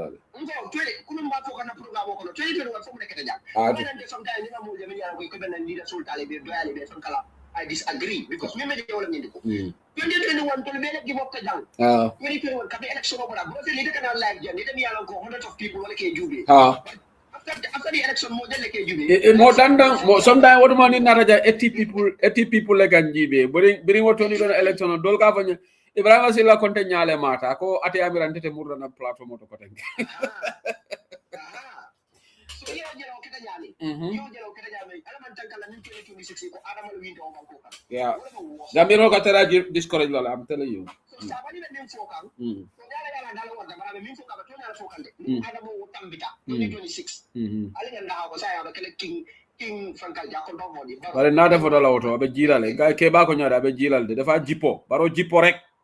Ah, balo disi ya o kany. Jipo rek. Abe wachalal de. Ablay Sanya. Ablay Sanya muni ñom mo kurusi palti. Wala atina no wonda nya dabula wo fanko ratondi Russian oil scandal ni. Exactly. Me along for National Assembly for a report or you should be reprimanded. Go wala fa atina adama ya gena promote ku. Bari adama ate mo kunu na ko le promote. Wala atina adama borote adama ti kino la mo bet mo tinta nyako because ati kama mo kurula ko le take o le promote Ablay Sanya was that IGP kisi rol kita abulo be norin iko nyanda ka reprimande wala nyande ko nyanda ka nyenen kumu nyanda ka yitanda la ko minka amakeku so mo minka amakeku ida lo nyando wala nyande ka promote barode ala ko promote minister bare ngo okay, sorry. Nga Uncle Falan na jajande malong fate lombang. But anyway, I'm connect. Go, you can carry on. Yeah. I didn't think Abdul Job was the then petroleum minister. Same thing I only came on the minister of tourism. So adama mo kumula ko le take promote system ko. Wala tinna no wonder ni jongula solo la min cham nyolu jumbo nyolu for the system of Honeybee, and they are still operating come a Kabintanu on the Jamme. William Kamul Tacho, Kamul Tanka. Ngo, Yalo, Latin security sector reform, and need to Banko Kampaken. We seriously need security sector reform. Yeah. And Latin UDP, na critical for reform, so many Alanko, no one at the Banko. Security sector reform is part of it. Yeah. It is highly needed. Police all many along ko to become more kisi no ya long yi foi tele crime o ke foi makero ni me lipa wala me intimidate wala me toto ko police do ko nyanda kala wala nyande ba abala fa wala inyanda technique la sodola inyanda hakilo sodola inyanda fero le sodola be mo nyin kala no nyame ida kisi la no nyame formally confess na tala tala ke ay kumo fo wala at least ye kulu sodo ko atele nyike yeah you man have any skill la sodo to investigate. We have no investigation skill. Ila investigation of data community, more lipolem, more tocholem, more silango. Many kalonko, near silang ni mari juso mabambara get even confess la arikula ni aloke maki. Yeah. Then after they go and claim the credit, ye investigate le son talent and kind of after ye lipal ye tocho ye kijol faran. A real police can know, a real investigator, wobuke threatening from. Why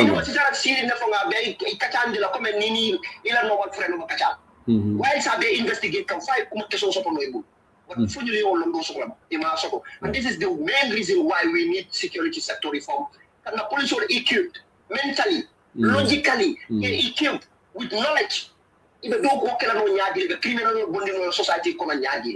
But then police it will more send a long investigation of now Silandroti, Libaro, Tochoro. Baraga Bambas, thank you so much. So, Sangara Sane Balamaya.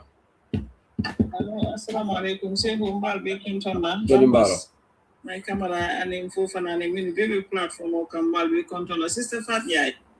Yalong Atondi say Huntamala Monikata, this did not even surprise me at all because natural corruption of the balloon Bangkok and this much. Just imagine what is happening behind closed doors. Because corruption of our battle is really dangerous. I can spread out in all ways of life. And in all administrative sectors, it is our understanding and corruption of better, and that's one of these. More prison laws, certainly. We have a prison act 1954 abe Gambia je Criminal Offence Act be Criminal Procedure Code for be meaning a long code. The moment you move somebody into remand, the individual is innocent until proven guilty. Exactly. It's as simple as that. Yeah. It will not even no interaction or interrogation or follow killer at all. It's absolutely a violation of his human right. You make it until next government, we will have to pay for the price because this will be a significant civil claim. Yeah, long for 2.5 years of being in prison, which is unlawfully. He had been tortured mentally and physically. And a life degraded to the core. And you know, it is sad. And remember, in Central Prison, if you're talking about Mile 2, what's happening in Janjango? One more hellfire, I'm telling you. And imagine that these are laws that are there in Coco in 7.2 billion in 2017 to now, Coco security sector, reform all national. And a flow and a file Gambia is it. And while we get, but officers, most of them they don't even know inmate management. Imam law so long, basic health hygiene of how to teach people with inmate discipline and classification. If we can't understand it means the remand and it means for long sentence or life sentences. How do they separate the differences? I don't find it all money police so the individual has a right to legal representation the moment police you are arrested. So need to that you why they were in police custody, court not Africa remand, that's it. There is no prisoner. There is no individual on this art surface may right on anything aside of the courts. Il a legal representation on it will follow it will lenyantanale ye diamu be minfule yafo it will let duty them kawo inmate to make sure I secure at a fan hamla I double soto I healthy until court decision on talawato dima.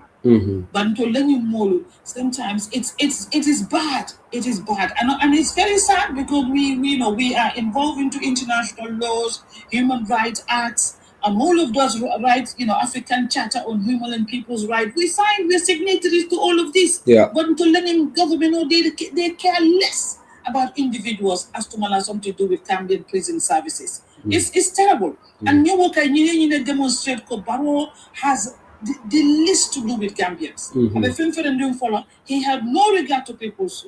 But I hope, Madam said, I hope our MPs will put a parliamentary question to the Interior Minister. Listen, when the 30 million case happened, what happened? And I'm not interrupting you, but Mobe I don't know Kobiri were assembling information on that. I find at all the results of what happened. So what do I'm not transfer somebody like it. I've been sitting there by enjoy. You know, as a figure, I don't know how truthful you go. I motorful as a son. Before I became a Malon minister or something like that. I don't know how truthful that is. But this is the thing. Barrow cares less. Barrow gives total disregard for rule of law of the Gambia. So Natabo Nyamate, he cares both about our financial acts and financial regulations. Who is in prison? Prison hate me. Investigation can do all these named individual Nyantakala out of office B. Until Ilakulia investigate. They shouldn't look after any inmate. It's very bad, very, very unlawful. I'm not just surprised. Corruption is at a higher degree in the Gambia. So Nadu Onyama, things that happen across those will even be worse than we're seeing. So Abaraka Madam Sani, Abaraka, thank you so much. Thank you. My camera, Bismillah. My? Okay.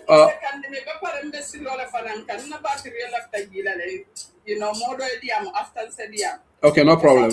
Fofana Dabo, you are next. Assalamu alaikum. Say welcome them back here. Enembara. Yeah, say I don't know if it was yesterday or the day before. Neighboring platform, MPP platform, they were talking about this new ID card and all sorts of stuff. And Remember, for for billion yella bon. Exactly. So you were saying yes, that's good because it's the Gambian. And the host or this girl called Mam Longford. Me Barolo. Yeah, and then she's like, oh my God, is that Shehu? I was like, what? This is the way the whole NPP people are, from Adam Barrow down to the last person that joins NPP today. They don't have no interest for the Gambian people. Yeah. Gambia nyato ta itella haji tije because Nina the nonsense of the year against that is something that is bad. But Nita not the near Kujumelgo, Gambia nyato ta even at itella yake when you want to support that, it is still now you are bad. I don't understand that. But anyway, then go down to the let all UDP members know that Adam Barrow will never kill. Adam Barrow will never love Gambia. But I'm for a bit about moment they love votes, like but Bolonco, Kodoloko, Bolonco, Manana, Adam Barrow, and so but say, I will tell you something about Bonson, and I know exactly what's going on in Bolonco. So the only thing that you didn't call out, explain the executive members, yeah. Nimol election of that, Kanamol Bulaje, we suffer for voting for UDP and the UDP Monasi and Itella win like 2021 because we all know we are all in Gambia, Gambia, but they know money. This 2026, Aramboro will see a devil. We are now in Kilasunda, especially Bolonkono. Because I know certain people, those people, they UDP every day, and we see different changes. We see a lot of changes. They NPP they call themselves NPP, and they are suffering.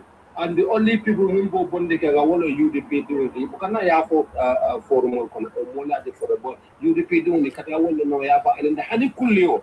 So I seen people go purga kulio ke dunia. Kasajo sa la musole bulu purga kulio ke is a problem. Okay, the night you repeat do wala ka wala ka full water. So this is happening in the because Minagara it is like an Asia the people on the No, for the Malafika interject, but let me just say this. Yalo ikadia moment for Fota Manzala platform to be. Dole join today. Akatebe abe afarabe yamarole dika. Ako yes, mbakata kan up country but still nga challenges also today. Ako Santo to Bladol sutu musola Carola. Abafo Gamera Bafo and Keba was there and man of Manza was paying attention, but Keba Kinde was there. And my fan jail. Ako was there. Ako musol la Carola nga kolea soto je because wol membe motari bulu muka mansa oppose comme wol hanisan dolbi je barola Carola. Ako men india mo men bela ako doku bale be mulu je dole call ke so and I believe what he's saying. We have challenges there because Santoto problem for us. And Santoto has always been a problem for us because it all the president Messi all support. Gambia political all along throughout ruling government Santoto iko vote ke wala. Kabrin Jawara la time, kari ya jame biriye vote sol konti amen so Santoto amo so combo. He was winning. Fabri combo vote sol kafole wotu mo ya jame nato lose. Santoto lon tolla problemoti. With no disrespect, nkani kole ya men so na election abemo Santoto le. So we're going to just write this thing and put it down. It's about Mohammed and you for the day in June. Though Musole Koliata Jebaga, Musole of Kolian face Jebaga, because manager, a lot of families, Mulian, it belong to a Musole Kaya, the Musole for the Katona, the capital of the Kadi, the Mario. Okay, and we Musole will let us put the Kansai, Imam and Kate, Fanita, the Morcafe, and being Montomero. I'm a Mulke Dema, Demaro Papadame. I'm not just saying this because, I've always been UDP since I was a young kid, okay? But it's only the UDP member, it's a full face law. Because I could have been very good MPP, but I had Yame, and it's still not, but the MPP could have been a level on the book. it ever move feel gan the world the same thing feel but still now this time to lick and last. I'm sorry for my language. But what are the caring Bononko? Musol, it will look at it. But right now, Musol move the Falcon Bononko. Well, let's see how the move the Falcon before. Okay, that's a good news. I hope that is the case. Yeah. Abarakabake, thank you for now. Let me go to Fanjai. Thank you. Fanjai, bismillah. Hello, assalamualaikum. Sewa na yande. Walaikum salam. Ñu ci jàmm na nga def? Yaa ngi okay naka tàngaay bi? Sewa dama joomi si tàngaay. Tàngaay fa tànga de Fanjai. Sewa man de man tàngaay bi ko ma de musa ko gis. Non, foog naa fi saxoon tàngaay bi jëg na am fi UK de. Dafa tànga moom. Man de dama caali man mi. ñëpp a caali déma maa ngi doxantu ma gis benn tubaab mu ne ma oh my god ma ne ko at least in Africa it's not as hot as this. Ana lan lañ wax ñun migrants ñun ñoo indi tàngaay. waaye xëy na Fanjai na dëgg la de. Gaa ñu ne ñun ñoo ko fi indi. xëy na ñun ñoo importale suñu tàngaay bi. te gis nga xam nga lu xew ñun xam nga gars yi léegi dañu mere gan yi luñ ëpp fii léegi. moo tamit xew rek ñu ne ñun la. waaw gars yi léegi soo nekk migrant sax gars yi dañ la def ship. I know. Yeah. Where's you? maa ngi déglu programme bi maa ngi reeni waaye interview yi Ousainou Bojang bi. Seegu xam nga man balaa Ousainou sax balaa Ousainou di dem court. man wax laa na la Ousainou right. waaw wax nga waaw mosu nga ko wax fii yow wax nga loolu bu yàgg sax. man loolu wax naa ko bu yàgg Ousainou right. man bu ma seetaanee interview brodaam. xam nga si laa xam ne Ousainou right time moo tete foog naa loolu day after problème bi la. man si laa wax ne Ousainou right te fu ma taxaw nii foofu laa taxaw ba code bi jeex. man xam naa ne Ousainou because seewu yow it koo xam ne yow musuloo join service. waaw. yoo xamuloo si yëfi service dara.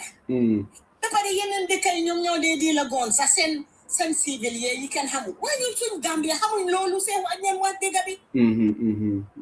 Gambien bu xam goon te nekkut service man loolu su amee Gambia loolu gan la fa. ñun xamuñ loolu moo tax yëfi starting bi mu ngi nekk suñ problème because ñun xamuñ loolu suñ dëkka fii moom all the time mu ngi am waaye xam nga man dama dee wax ne fii dëkki jàmbur la waaye man suma dëkka ñun xamuñ woon loolu déedéet loolu moo tax mu nekk suñ problème because xamuñ ko te léegi mu ngi fa bari loolu moo tax dëkk bi yëpp jaaxle ba pare li ngeen a wax ne jongulay seewu da ngeen fàtte ne Yaya Jammeh rek lañ génnee waaye ñi ko jàppale yëpp ñi doon tooco ñi doon def lu bon yëpp gars yi ñu for the first step ñoom ñoo soraan Adama Barrow which is very sad. Seewu xam nga Gambia soo bëggee wax ñu ne kii UDP la waaye this is very sad. yow ñun ñu génnee Yaya Jammeh lan mooy lu tax suñ fa bàyyee Yaya Jammeh sax di struggle moo gën ñu jël suñ doole jël suñ xaalis jël suñ time ñii dee ñi seen deret tuuru ñii ñàkk lu nekk pour Yaya dem ba tey Yaya ñi ko doon dim because du Yaya rek de añ leen fàttale ko loolu Yaya benn nit la ñun système lañ doon xeex boo xam ne Yaya Jammeh moo ko njiit mooy jiit Yaya Jammeh Harama mute Ablaye yeah mutal Ablaye waaw mute naa ko dafa ñëwaale ak noise I know Seewu mënuma understand because li dal Ousainou Bojang man loolu sa beetu ma ne loolu dina ko dal anyway waaye Seewu wax bi xanaa ñiñ rey ñooñu amuñ bokk Gambia waaw dama mute on acca continue Gambian si dama leen bugg a laaj ñiñ rey xanaa amuñ bokk Gambia dama bugg a Gambian bu nekk nga tontu suma wax bii su fekkee ne sa amuñ doom wallahi am nañ ay mbokka su dee seen yaay ku nekk yaayam moom rek la am si doom yaay bi am na mbokka am na xarit am na àndandoor am na dëkkandoor so ana ñooñu yëpp jarna lacce de Fat Njie. Sehu ana ñi seen mbokay. ñoom tamit dañoo wax ne ñu jàppa yàlla rek xam nga mbiri Gambia. Sehu de bu code bi jeexee. ñi seen mbokay sa lañ waru ta nelaw. sa lañ war a taxaw woon Gambia bi yëpp ne ñun dañ bëgg a xam ñu rey suñ doom yi dañ ko bëgg a xam. waaw ñu ñoo xam ne ñaari PI officer seen mbokay tamit war nañoo génn lacce de. Sehu ana ñooñu. kan moo gis fuj bi na ne seen mbokay yi ñu ne. ba pare Fat Njie defuñ interview defuñu dara ñu ngi noppi. dafa mel ni ñii gan lañ xaw ma sa naka laa ko waxee. dafa mel ni amuñ mbokk amuñ àndandoor amuñ xarit amuñ tus ci biir Gambia 2 years plus 3 years plus yow ñu rey sa nit yow kenn génnut kenn defut interview. xanaa ruuma yi nga dégg ne booy jaago ba ñu ne parents sami ñu ne duñ bàyyee seen xaw ma naka nii te loolu ruuma la. lu tax génnuñ pop ñu wax ko. doy na waar de. because su la nit tooñee loo ko bugg a def bu ko nu baax. moo la tooñ. dëgg la. moo la tooñ loo ko nobee. teewoo gis na Adama Barrow wallahi Adama Barrow moo gën a soxor Yaya Jammeh. déedéet kañ Fat Njie Barrow moo gën a soxor Jammeh. Adama Barrow moo gën a soxor Yaya Jammeh. gaay MPP nañ la mere de soo waxee loolu de. buñ bàyyee ñii. xam nga emul foofu noonu rek de seexu de. Adama Barrow dafa dem Brikama mu ne Gambia ni moo rëy yëpp joxo ñun kenn Ousainou Bojang la. xam naa ne Yaya Jammeh moo ko gën a straight forward because nga Yaya Jammeh lu moo def dina ko wax waaye Barrow moom dafa fake. li ma wax mooy. dafa dellusiwaat. fàtte nga. ba code Rollins bi jeexee dafa dellusiwaat mu ne. mu ne Gambia ni mu rëy. joxo ñun kenn. Ousainou Bojang lañ joxoñ. waaw moom mu ngi accuse Ousainou Bojang ba léegi. moom mu ngi accuse Ousainou Bojang. dem nañ ko appeal. dem si dugal suñ parti leader xam nga suñ parti leader moom kumba bu amul ndey la. dem si dugal suñ parti leader. waaye xam nga tamit gis nga àddina seewu ak ñeen farleel dëgga gis nga sooy farleel dëgga. su fekkee ne yow kenn kon yaa faa nekka. seewu sa concept dafa clair dafa clean. yow dafa óor ne la man dëgg laa nekk di xeex. seewu xam nga Gambia nit ñi dañ dee wax de waaye xam nga pour ñu wax loo xam ne yëpp fen la seewu loolu bariwul Gambia. gis nga sista bi raytam la waaye det APRC la woon ok det APRC la woon da pare according to nit ñi liñ wax ñu ne xam nga moom tamit am na ñum sonaloon xam nga àddina bul la dafay róol nit ki na nga bàyyi sa xel xoola Ousainou Bojang Ousainou mu na mu suta vote seewu waaye xoola si tooxi doona bu mu dugani du président moo ko si dugal président boo xam ne like soo ko voté out xëy na yow li la dal du la dal waaye yow nga ne musuloo vote Ousainou loolu la wax mu ne musuta vote. waaw loolu la wax mu ne musuta vote bare système yi mu ne Barrow la votaloon in 20. obviously ba seewu kan APRC ñeneen ñoo dem join ni Barrow. that's the fact. te moom si groupe boobu la bokk loolu raytam la mun naa bokk parti bu nekk waaye benn parti boobu noonu. moo ñëw victimize ko. waaw loolu laa doon wax fii loolu tax gars yi ñu ni war a bàyyi suñu xel daal koy sànni sa carte dafa important. benn parti bi moo xam nga seewu xam nga dëgg la yëfi dafa saat. Ablaye mu ngi taal vidéo am de Fat Njie. Ablaye ngente la nekk nii moo suma xarita ànd ngente. sa xarit. fan la nekk ngente nii. mu ngi si moto bi de maa ngi ko gis muy xaftaan nag. ngente la loolu moo tax muy wane wu ngente. loolu tax mu ngi wane wu ok waaw Fat Njie continuer Ablaye sax mu ngi wax mooy mu ngi mute Ablaye ba mute le. Ablaye bi da fa naa man laa dëndala Ablaye mu ngi mute ok seewu li ma wax mooy. Okay. Hold on. TikTok have just sent me a warning. Ablaye has violated. I don't know what happened. Ablaye's video has violated the rules of TikTok, what? And they said I should remove him. Yeah, they just sent me a warning. For now, Hamalumo Johan Laho, whatever, you need to remove him. Without me removing him, the broadcast will not continue. Abla is calling me, but TikTok is saying I should. Oh, because he's driving. He's driving. Abla, because he's constantly calling me. Abla, TikTok lay bondi because you are. Violation all on so what yes. Yeah, well I remove. Because it happens to me 1 year, 2 weeks. Okay, thank you. Okay, thank you. Abla, you have violated TikTok. You cannot be on live and driving. Yeah, Abla, remove. Abla will drive can TikTok. So what remove and Bambasco. And I get out phone are banned for 2 weeks. I got some like a ban from 2 weeks. They get punished. So you shouldn't be driving when you are on so TikTok. They are very strict. So Fanja Donald like then you them see Keba and wow ba jere harma dem si Keba Kinte Keba Nimbara Keba fa be diam na surwa kan wala bi jambe dulal de bi avalo bari bunga surwa kan sifa bali bunga surwa kan fo dorong Fanja konto ni surwa kan wala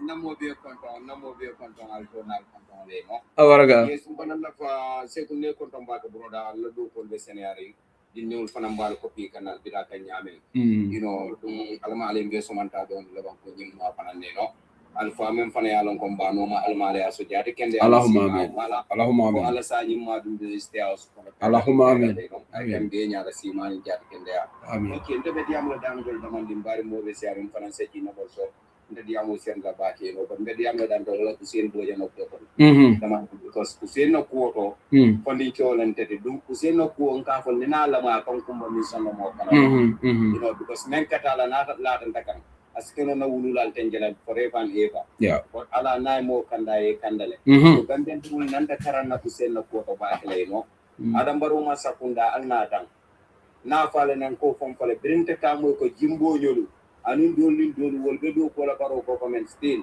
wala gambian dol kon ko lo min to no so mbe mo be dana dia mandia bena dia mo den la janne en français dino na mol so e fana mo se ko fana baraka ba ke naw ya wato men dinna baraka al fana be kata ko la definitely I told ka time mo fon so in TikTok or ma ban tol ko time so baraka ba ke thank you Keba so nyomin ko le binale then after there is a mansa fana bi janne nyomin ko bismillah buba Segu. Mbaro. Segu mbal be konton na alla di amo be di aga bar seku ngamira altel alkanyina fu kiden yana. Nalka barola mansa funda for corruption. Baro jening abe setul la fa wala corruption kumasi. Lo segu nini mol kambenta ko ngata nganyinke mansa funda lo. Ini kambenta sarto minna ni o sarto ko kinyare ko corruption so akamta baro ala telamma sakunda ko mo corruption or asita wala kam because of animal kambenta 3 years ola baro ta da 3 years o boy ko do masa jenko na ta wala so corruption o water bonola because of adama baro mo ya lon ko ay corruption o chala man sakunda kono moli o kere aka wo mari ta ay promote ay samba palasol ay palasidol dina no wol jele wo sian dal mili alon ko ibe do ku cendola adama baro ka wolle kede pour que bondi ila palasol pour que bondi la palasol wala ma tala dadi so ndanga mira min bije wala carte fay sans sital adama baro kay mom nganya ka sa tala corruption wala rek because of ate bonola ate bonola ate fango lota president o mi lota apa ate ko e député lu duku ngame député lu fempo da e ka na sana wulita ma janko sa musa wala ma sedo but left challenge la jannale because is it barole ya fo ko e député lu dukele fo mol ko kamale la ba no ate fango la ya fo mitula ko ma yalo last time ya yo fele la ko ma janko sa musa wala ma sedo Is that true? Because okay, listen. I heard from the NPP guys. I'm not.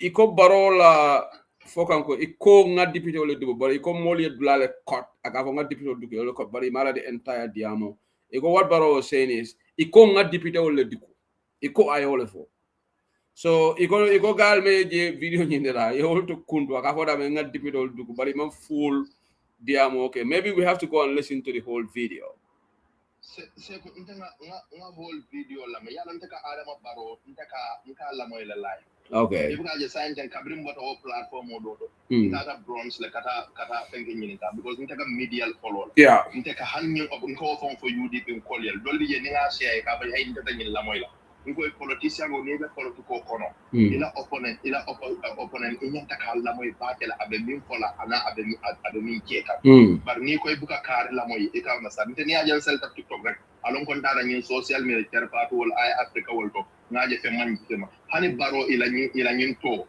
e ka na sa nan katara bele la moy ka Barrow le nyin kumo fa aya ko kumo nyin aya ko nyin kumo nyin kam ma wala ko comme UDP la mol min fa ya lon ko e ka ko wo député mi ya lon ko e ka ko ate korom kala te fenke dala ate man tili e ka na sa ko atele wo ate fon e wol korom e ka na sa wol nata ila haka nyin constitution ko aya ke wala ka that constitution ko no yalo mbo mna me nyini ngaka because now you offer about for incriminate kan nim Barrow tada ko nga député wala dugo then Barrow is incriminating himself saro seku Barrow ma wolon fo Barrow ma ko janko atele ko IGP nin sonko meta celole ka bang nyapi operation 3 years in kolka ye li pa ye bara no I'm over Bob seku no he didn't say that no I'm for nyapi ka ye li pa ye bara I'm over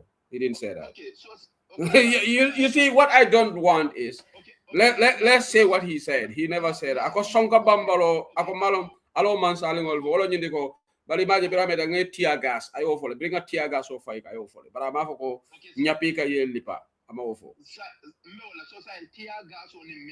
no I just want you to quote him right okay I just want to because this is a very responsible platform I don't want us to say barole nyimfa mafo Abofo. Amafoko nyapi ka ye lipa. He didn't say that. For example, say ninte ko yonko seku nyelbe lori nyindula to. Ha? Nko yeboje imanta bolaje. Ya? Taye ku ye nangam chela. Fengo fenketa wola. Ika on san wo dulado. Intella ya maro e wo sabu fo won. No, yellow way is a different yellow but there's one thing when you're quoting somebody, you have to quote what they say. You don't give a yalla if you are interpreting, niba interpret can that's a different ball game. Niba la kumo interpret can but Nico for Barrow Manjimfo, I want you to say what he said. I don't want you to give it your own interpretation. Okay, fine. Niba interpretation then I'm not gonna argue with you. Interpretation Barrow ako kabring operation 3 years will be fenkol ako will be balangola ako atele ko IGP enko nin sonko meta celole ka bang I offer ako barkabri ifuntite kan ngati aga so fahikan I offer he said that so tiaga so nin fengo fenke woduna ko Adama Barrow le yatinna woke atela yamaro ko sa afam implicating the college so pour Adama Barrow ya fam implicated ameta ka wo no yellow wo among you see you're confusing wo fong amafa incriminated wo amafa incriminate in that regard because the laws of the Gambia allows the police to use tear gas. That's within the laws of the Gambia. Well, he's not implicating the laws allow police to use tear gas. That's not criminal. Tear gas police all got use because law allow it for them police are allowed to use tear gas. It's in the laws of the Gambia. That's not illegal. So Barrow is not implicating himself, but now telling a police or telling a deputy duku or Barrow found incriminate can because that is it is Sontaleko you have done bribery, and that is illegal. Well, I'm going to Barrow found not a Barrow of Barrow found incriminate can, but Kafonga tear gas or fire he's not incriminating himself because the police can use tear gas. It's not illegal that they can use tear gas, is it? Yeah. So, but for America, we got tear gas or use it. No, use baro. Oh yeah, we can debate, but using tear gas is not illegal. So can I talk about incriminate? But new statement though, and I have seen a lot of people say this. Ko baroko I police will do. Okay, one day I was listening to one NPP guy. Deputy, I beg your pardon, Deputy. So NPP Ngoko, you can tell accuse, you can tell UDP Ngole that I would black kuntu. So you call Barola entire speech in all play. Well, I don't go. We need to go and revisit the audio because there I want to confirm whether Barola is info or not. I'm not saying that he didn't say it, but I video because Barola video the PDF or them yeah. I don't think he's that dumb to incriminate. I don't think he would. Yeah. Because that is Nico going telling a deputy will do quick if only do the problem, isn't it? Yeah. So and the second point over Kela Usenu Bojan Tumole. Seku Usenu Bojan Yubekan. Anala sister Kelfa for Nyaji Kaboniago. Yeah. For Nyaji Kabona because of Alafaha. But Usenu Bojang Akita Mole Tifana Mia Lonko, not Dankene and Limania Jala. Yeah, Dankene, yeah. Very much. So Mumu is a Dankene Yed Limania, Poniva Polea Minkono. Yeah. Alaya Lekan, Anu Agabola Jela, and the Nida Konyak and Loakan, Mokane in it because of Raje. Ala kumo kono nyinye ku jamal le ke milia lonko isa bondi no ala o dankene ya le limali akan danko ron atay free italia kan soto ibe men ko to ye succeed woto bar usenu man son la bela ay ala taje so but usenu nata kuma chilin le familia lonko adama parola man sakunda tabin ay wo kumo fonto ko woto milia lon le fo nya mi ye faroje usenu ko mona tala akayen ko video bembulle itele ni mo faroje useno ka kayen ko video min de bulu sign video yin tena bari ite alon na mi faroje wo video fulte dana o akamunta ko nyiliye futete soto la mi yalon ko wala faroje so why ibe mol samban na ten ibe mol fayin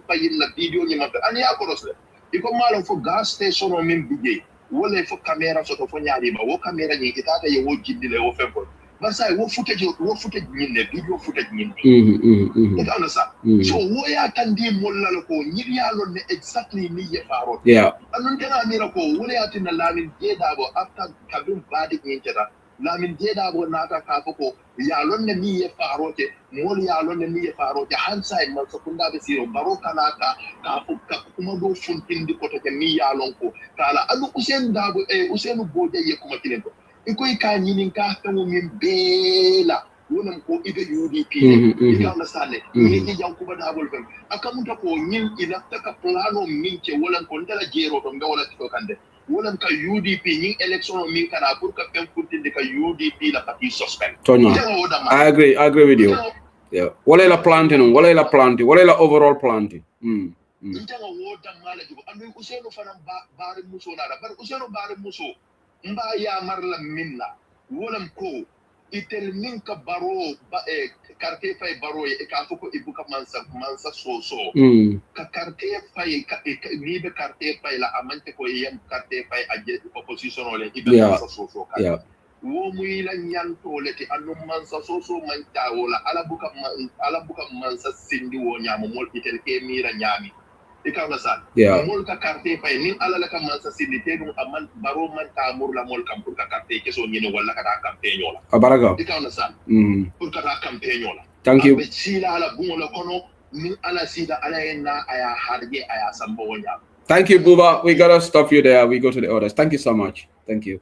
Before Ngata Tomaya, Seku and Mansa, left the Gundo Menka at TikTok. I think he's our UDP supporter. I call him ban le bantaba, but I went to the block list. Gundo, not even in program or maybe somebody can tell you. I went to the block accounts on Bantaba, Mela name DJ. So Malam for different name Lambang, but Gundo is not among the. I don't know how that came about. Okay, Mansa, you are before Oseko, so I'll come to you next. So Gundo, if you can check, because Ntarangal list all be account all mail block or moderator mail block Mang Gundo DJ. So Malum face a double check. I couldn't see it. Okay, so ngada Mansa ngata next.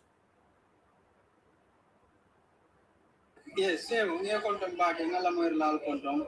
The Lafayette car like a promoted Jampa because we don't put na background for a noise we am demanding. Yeah. Yes, covering falling the rocket, Arama Baroni for a comment like come karaoke wala dala sumta. Me karanta at a karanta Gambia all karanta. But say when the left time in Kala for Arama Baro and Gambia for Tonya karanta lebam.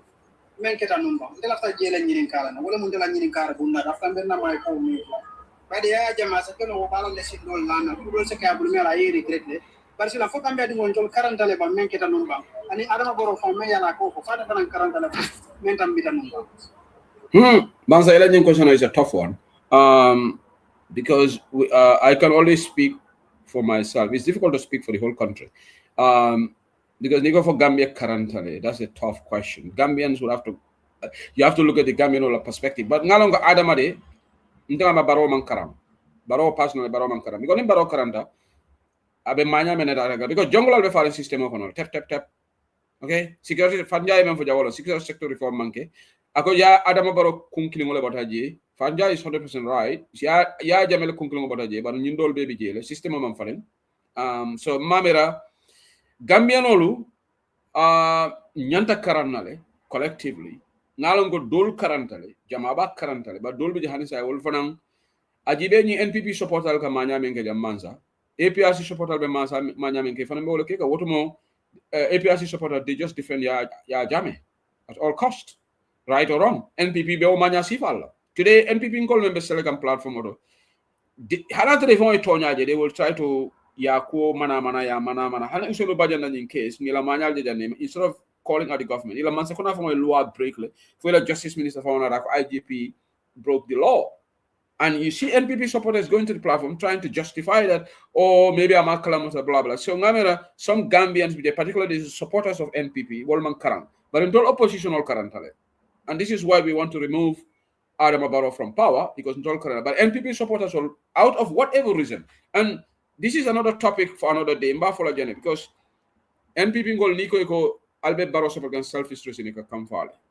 He control for UDP support kind of for a reason. So we'll have a topic on this. But they are confusing the two things. Be it in terms of benefits sort of come from UDP. UDP man could control. And in fact, dollar can an affluent in the UDP, right? So that's not interest. Dollar interest in the UDP nata. Ndolfana be UDP support can blindly wrong or then definitely Ndolfana we can be accused of selfishness. The UDP man sekuna nata. Mistakes all be cake and be a cake, and then you, Mansa, you and I, and Fatimata and we come here and be UDP fans. Then told Fana make a selfish lady. But until then, we don't know about for sign told Tamaka selfishness, but it told Tamu selfishness lady because in Yaka Tonya because of whatever. So in Debe Jabela Woltobang, I don't know whether the others think, but I don't think Baro Karanta, personally. Not Karanta be manual menabi atakala. All right. So thank you, Mansa. Let's now go to Sekou, and then my camera will also have the floor. Sekou yeah, for Jan Italy Sekou Saba. You go ahead, Mai. Yeah, because brother man sabe nyin question o men nyin ka kante ntafe Gambia dingolu e karantale at the same time o man karan. Bayre ni na tajibe Usain Bojan na nyin case fang police olu uniform tiol ka fo Usain Bojay ko hanisay jongulal bijan. Right? So ni na tajibe from Gambia from especially service manolo wolu be kilimbali yalla Gambia dingol la bari yalla ne men ketano. Yeah. Birin TRRC kete yalo ne men keta adu yalo birin TRRC be kelan tolle ko Gambia dingol tanyin kala jongula lebe ya jamme bul kasama so to mo Gambia be ka wole fo jongula leba bul kasama men ka Gambia dingol e kaneta Gambia dingol fight e kulimbalia mbe ka wole bar nata mo ne jam famol la sister solo famol la broda solo wolle nata famol famanyol wolle nata ci TRRC yenyum kuma jawo fo koy kamen ke Gambia dingol la broda se ke yanne dol fam kende buladin ko kono ba yeah that's true yeah so ni na ta jibe abala fa warata ni ku ya warata de so wala tin sign right now at the moment nim men konte ko Gambia dingo fam kam mo subo jadala ka nyemi nta fale hani because why nin TRRC men keta Gambia dingol hani sign o Gambia ding kilingol le ka Gambia dingol ke tocho foke bari fenge mo Gambia dingol digo fo fenge wange mo Gambia dingol mo fala kanyi Gambia dingol ndi na jaran ko le fam nka wala For sana manja manke Gambia dingote. Exactly, nka wale fo nko bayri ntolu before TRRC Gambia dingo be ka fole ko nyuno ka bonan ka mol ko wala fo ko lundangol lom ni ko lundangol lom sama sirebelo mbe ka wala fo bari after mbe ajelam fangol fama nyol na brother sol na sister sol wala lote ko le nyinke yaje so sa wala tinan ta hanni men ko ni Gambia dingo ka mo subo sikala aka nyimin ta fole hanin ta fole ha ngajele de to nyana bar ta fole hanin because mbalo ngale ko capable tale kapu ke men siata o ke fam because if fele be ikamu to choban ko kam fay ka fa service manolo ikamu ta ka Gambia dingo te kali pa fa ka fe bulo kono ni wo keta o banko kan no after TRRC men keta o banko kan o man Gambia dingo lu kunindi no ameka aye karandile de bari be tawola nimbe pari yalo no ko Gambia ntolbu kan na makato bay ntolka diamu le bo hani ni yaje barobe ni kilimbali amanya kala Gambia dingo le because mbuka makato le bay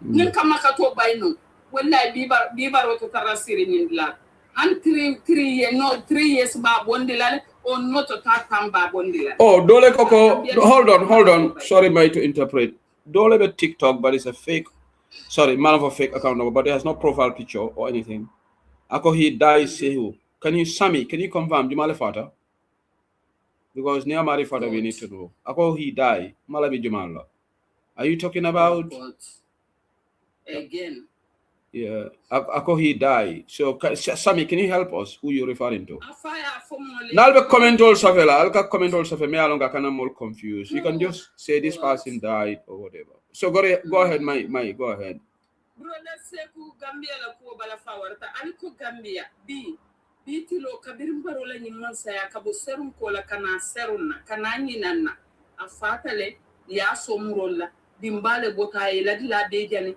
dimbaka bo fomolu kulungo kono fango dimbaka molu mutadia kamolu mutad kulungo fango kono kulungo be ka jana be ka semu koti brother se motolu ka jani moto dimbaka bo moto ka jani fa be ka semu koti hadama dingol ka jani foy ka semu koti hani nyinde dimba men bota nyimbanyo leptano to te jumale ba CDA no la ko mo man jani otayba jumale bo CDA no nyindi mba men bota leptano to te itolbi wole fola because itoli yalo ne ni koko mo fata jele den dino fata jele faketa se mun ko yalo ne Gambia dingol be fintile be men fola so itolto to clear and la Gambia dingol makafo mo man faji itolto fola bari nyum ko mu luwolum ko wala ti Gambia ko no nen ko ma ben na bal wala kono sai kanyo so murola ka fa ibukalo mo fa fata nyame ibe mo frewlu tombo na luwolu mol be ñoo suñale be ñoo balo be faram na so ñimbe na life la kono sai kabo serum na kana ñinana ñimbe to la life la kono sai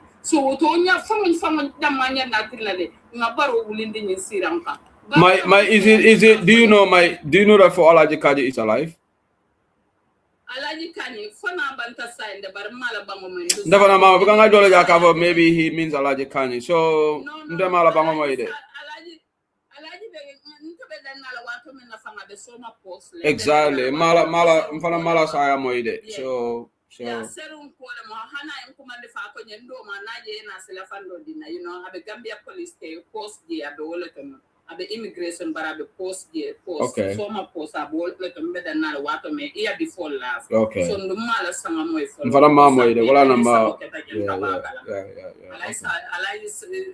alaji be balur na mi roto yaje so brother se ni na taji be han wo fango dam Gambia ntaka famo lele ni man normal because Gambia tonya nka man salu sotole ko nko man sata keren dunia kono saya buka ke men na man sakunda kono man soto bare adam baro la man saya kono Gambia di ngol men face Gambia di ngol bata men face nga konko men face nga mindo men face nga tapale ya men face sunyaro left and right kuruya kabadi ngol ko takin ni nyola kabanko ka tribalism dundi banko kan ite hetri lo yen nafiki ya lo kuruya lo yo sunyar lo abeke ngabe encounter adam baro la man sakunda kono comme ya fa nyamen do esi fintina ye banko be banen be adam baro la man sakunda kono tous te kelela ba ni mu opposition to especially UDP anni ko adam baro nya ko ite ses ko mande ko action an ansala so UDP di ngola jibe right now be mo le test tam banko kam men ya lon ko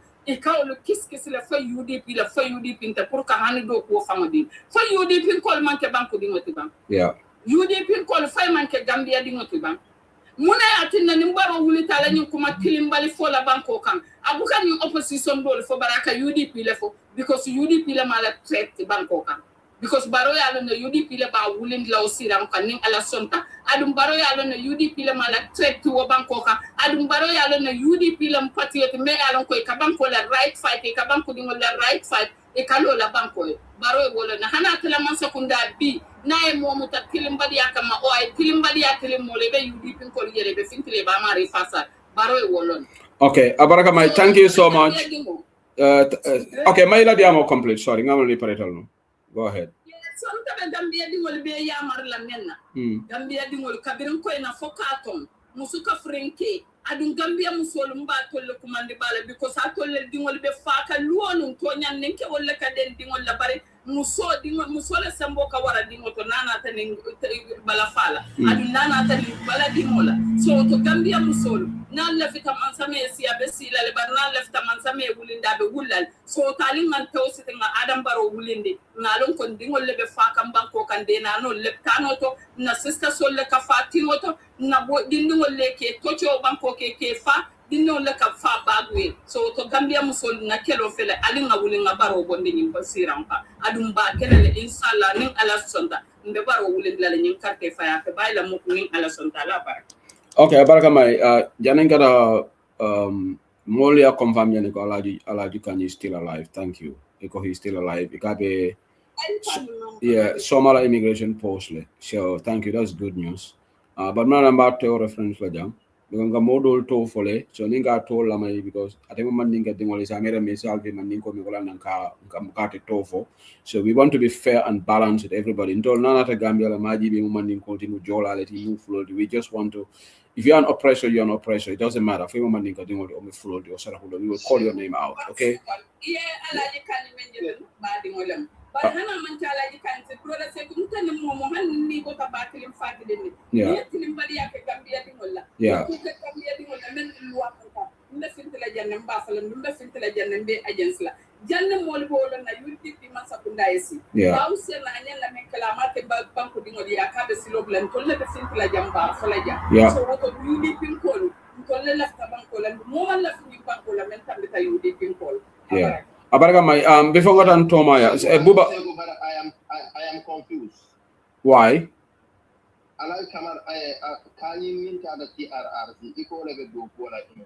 Yeah, you got to do Somala immigration. So what I'm going to security sector reforms bank Bangkok.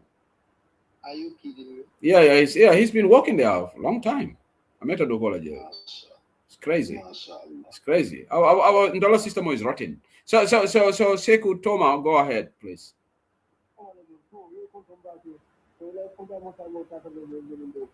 But it ila volume man cleared, Tom. Okay, it's actually mute now. Okay, guys, we almost come to the end of the program. So after Mem Folajarek Wolam, Sekou Kamara will be on Zibarilla platform at 6 o'clock UK. Have a conversation as well. Please let's watch that.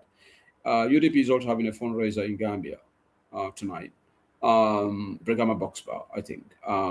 Nimelman Ticketosa is still not late to buy your senior tickets. To go on, you take $300 is per ticket. VIP ticket hole is so you can buy 10 tickets. It's just going to cost you $3,000. You know, that's just about £30 sterling. It's not a lot of money. So near 10 tickets on. It can help you. Fatsen Konga pick. I'm coming to wrap up. But Fatsen Betatala, you can do the closing. So now.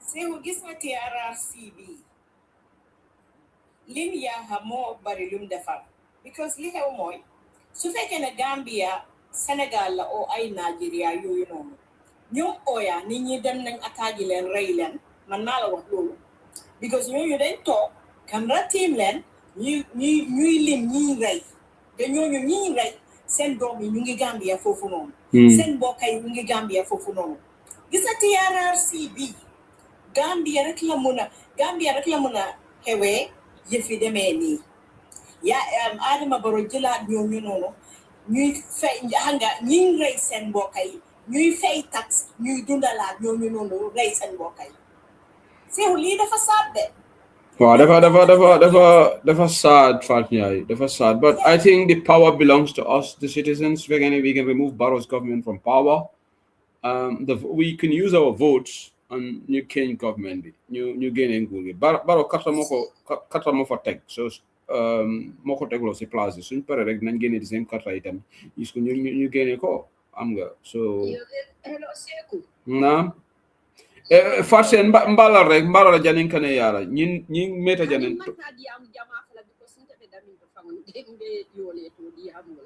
okay so ñin ko ñin Usain Bojan na ko Usain Boja yakla Usain Boja na kumo kono Usain katula fala mo yen ko ni ngali mistake tabaro win tabaro la maralo de dimila ya ja bayri Usain Bojan fam la diamo ko na ko moya faya kay ko ne tuno ka jongula le moyle ba ha yo fole yeah ako ente man jongula le kay ko tolle garaw ka jongula ko it means ko team dole form kamili fanan garaw ka jongula jongula le system ko no andu sekum ka moyle mun ko baro ya jamira tay mo ka mol poison ka mol min di poison anu nga poison jamale fanan je masa mo ikataratawa kay be fakan do mandi yeah Usain Boja yo fanan ko diamo ko na ma ko ya poison de ako coffee diala le coffee ya offer coffee after sinota yeah it's good that you offer different kilo bota wala yeah fashion is very important mo le ako yo coffee fanan diala ako beri be coffee de dale ma de danyal ba bra coffee bi nga sinota so o be mu nyin la actuality ase ni ya yo ni ma sekunda mo kurungol be ni masa ko na hne sayne Seku isa imeta baturo ngama sa ila funo fa be dala ba aja go ahead okay be ko na ba gare go na masa kata bla yo na sister lambal ko na ba abraga ya to ma wallahi ku be kerin gamya ko ay ndo da baroga adam baro masa kunda la du diminna ya continue ko ngol fele do wosta ko ta graw ne han ya jamita ko ya jamaka kele mate param mo be ka ya be kito kun da fana mo ka jele ya muta ya ko ka so to adam baro kay tan la banda ta fenne no la ni ndo ko janna be ni no am ne sindi jam mo hajo so ko yeah wala fana kam fa ko wara ka siani mo mi ala kay tan ko ngani ken ko na may to ni la gamme jube bi ñaata adam baro ma say même fois ko adam baro ko fa 40 wala ya jamika wala banku dul 40 sonta nga jigi ko no gambia ñaaton ko wol kan gambia lon fana ñata ka samba dam ka develop ka lonne kana mo la balla la ñe jaw ya ka fonta ñi kena na haji tiki ondo bi adam baro la politiko ñanda kene ñi ko ndile nga isin kar no ni badi wala ndile nga isin kar no ni fatoto ya wala ndile nga isin kar no ya la politiko ñanda kila mo li wala tiki bara tendel mur ni ya jëmal system ko ko ñu ne ka ñi membe APRC no problème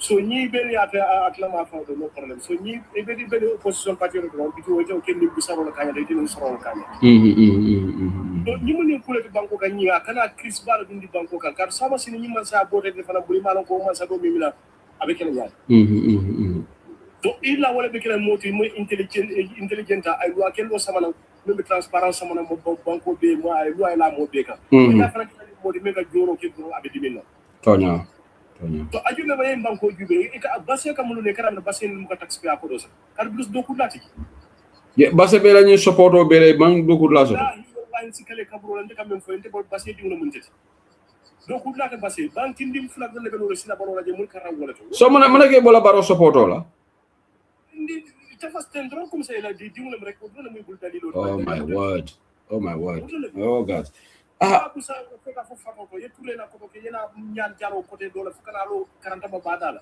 hani fe sa kam de to lo kay just ñin to do mbaro bata basale ba bi jen ko ci maram ko wo no finis ko ko la 20 ki dale do la te mo bari mbadi wo mu faham lo mbari wo mu kala bota bali alati de ha kaddu sanjil na si porque ya jam si da sanyi mon nim fe ko do isno bi jelenu ya jam ci lo la soronta ko do isno mbeta maka basé dal fa ko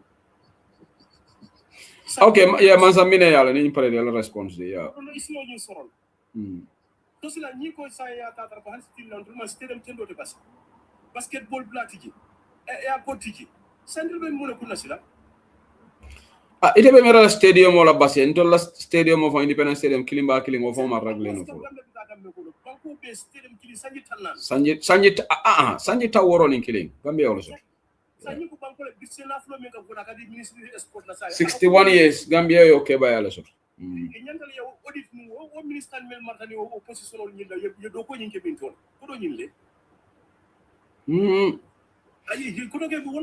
so basengol be la ñin tika men naten so yar fan do ku baroma job opportunity fan create le moto video lo le ñi basela tundo ka ko ñu Dakar le mu fe nga isino jije ani tan ni sama ñi mediam la internet ni sin diam ñalo o e ko stadium o dole lo ñakoy ha dole ava ako de build so called stadium in ñakoy ako stadium o lo dudu jawne fana mbodo ma fa wala de dudu la sa fet banko ji ena yene te la fla dum faw be bansano area fana ko nya botal leptano to la ben bi ma leptano to bansan leptano to do ko so bay ka fayne bita tray ta ko be do so ika banko mulun le ko ndolo sama sa ta man jere fa intellectual o tar gemi ala bodo university ka dus nya ta jakta do ko kala ni o mini stadium o lo ma yolo okay abaraka bake tom ngata mansa ya quickly rek mansa iko be response dila iko zona menyi abaraka bake tom ya moy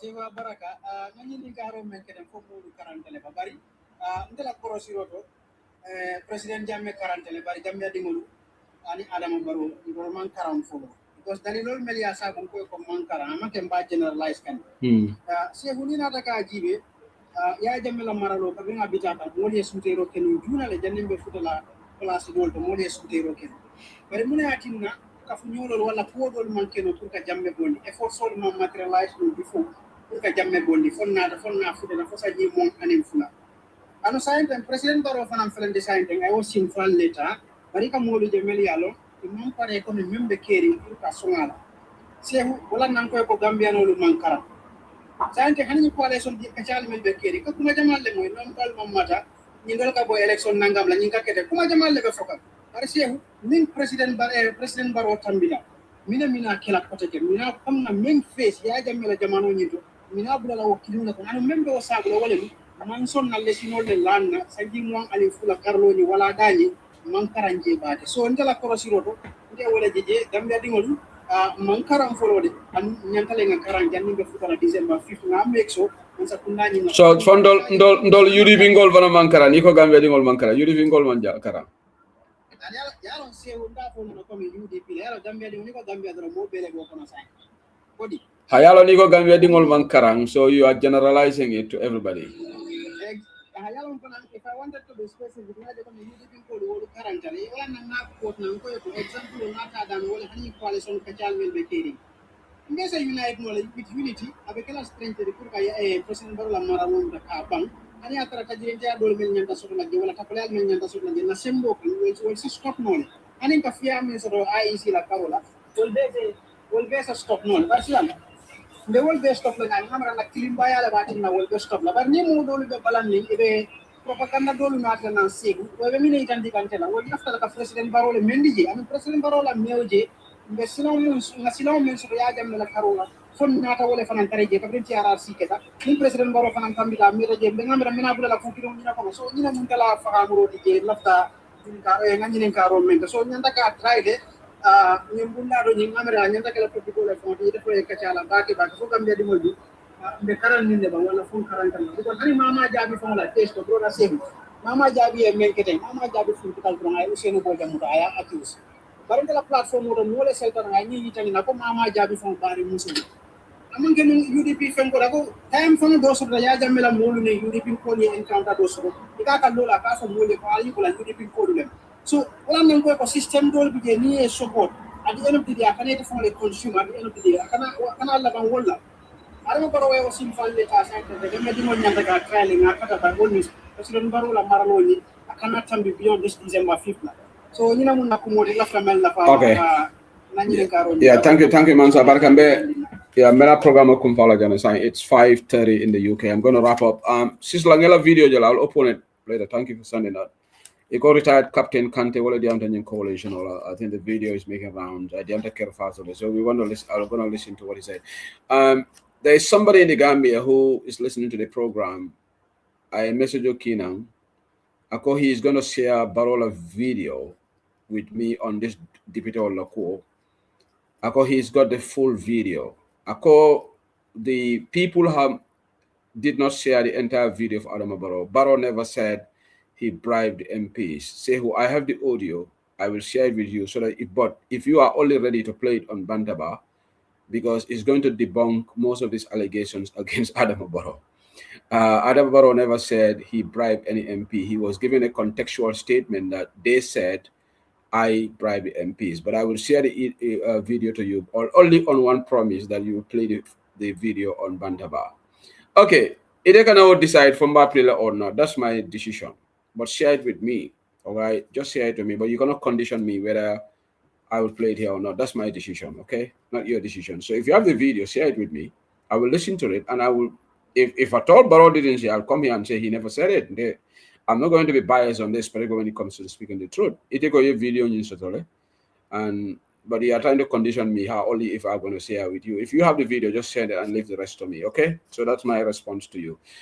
Because this is a ping pong between UDP and NPP. I hope people have referenced this. Allegedly, Barrow said on the platform that he bribed MP. I listened to the MPP platform and they said no, they just cut that part. So that's why I brought it here. But now that you're saying you have got a full video, share it with me and I will listen to it. And whether I will play it or not, that's my decision. All right, not yours. So Allah Barakabake, thank you, Fatnjai, thank you, my Kamara, thank you, Buba. We can go and listen to Sekou Kamara interview on Zibari platform in the next 30 minutes. It should start. He's gonna do this program in Mandinka. I think he did the other one in Wolof, but maybe he can also blend it up. Because the UDP La Media team, we are making rounds on non-UDP platforms, okay? Because we want to reach out to people who are not even UDP. That's why I say who is going to the non-UDP platforms. It doesn't mean that because another UDP platform or the UDP quality, those people are already convinced. So our agenda is trying to convince the people who are not UDP. That's why Sehu will be making appearance on non-UDP platforms. Atara Hirila platform or next time going to Zibari, and then we'll have another platform. That's what we have strategically decided, that he will be appearing on non-UDP platforms. But later on, he will also appear on UDP platforms. But I think you guys understand. But Allah Barakabaka, thank you for your time. Na MPP nga jamala jeje nata day be gibero la brimbenin program discuss kan ikamulu lamoyle, but they will not remain convinced. Okay, and they shouldn't be this heartless. Useno Bojana ni manke political, you mu tilimbal reality, you mu human rights violation. Momo ka human rights violation condone. Ni ka condone asemenya ya be fon affect la de. Momo ka tilimbal ya ka modole ka for this is okay. Asemenya it will reach your doorstep. And when I reach your doorstep, that's why you will know. So walatina alembenga deng. So the program will wrap up until another time. I'll be back. Thank you. Fadja, Jerejef, thank you. Thank you. Thank you, Buba. Allah baraka. Allah baraka. Ale fonsaje de. Ale fonsaje. Ale fonsaje. Ale fonsaje. Munada bosanka baluo. Ale fonsaje. Mbe useni dabo julalema. Juloka manla maje, ni aja manla maje, suluo simmeneleda, useni masata, alale amansandi, mbaro da bodi. Ko Mr. Kante ya fole, Captain Kante ya fole ko UDP should lead the coalition. Walam tonyati. Ko waxut lolu kay da nga be tonyale nakari kan do UDP la ñanda coalition ni la o kay lolu mo wawu ben werante. But the tonyale be labanare UDP la ñanda kay lead. You know. Thank you Sisla. Allah baraka. Ale fonsaje de. Ale fonsaje. Ale fonsaje. Ale fonsaje. na dabo sanka baluo mbe useni dabo julalema juloka manla maje ni aja manla maje suluo simmeneleda useni masata alale ya mansandi mbaro da bodima mbaro da bodima numukunda da bodima alale bate jola masole bate jola aye gambia bondi bata kono imaje molu bele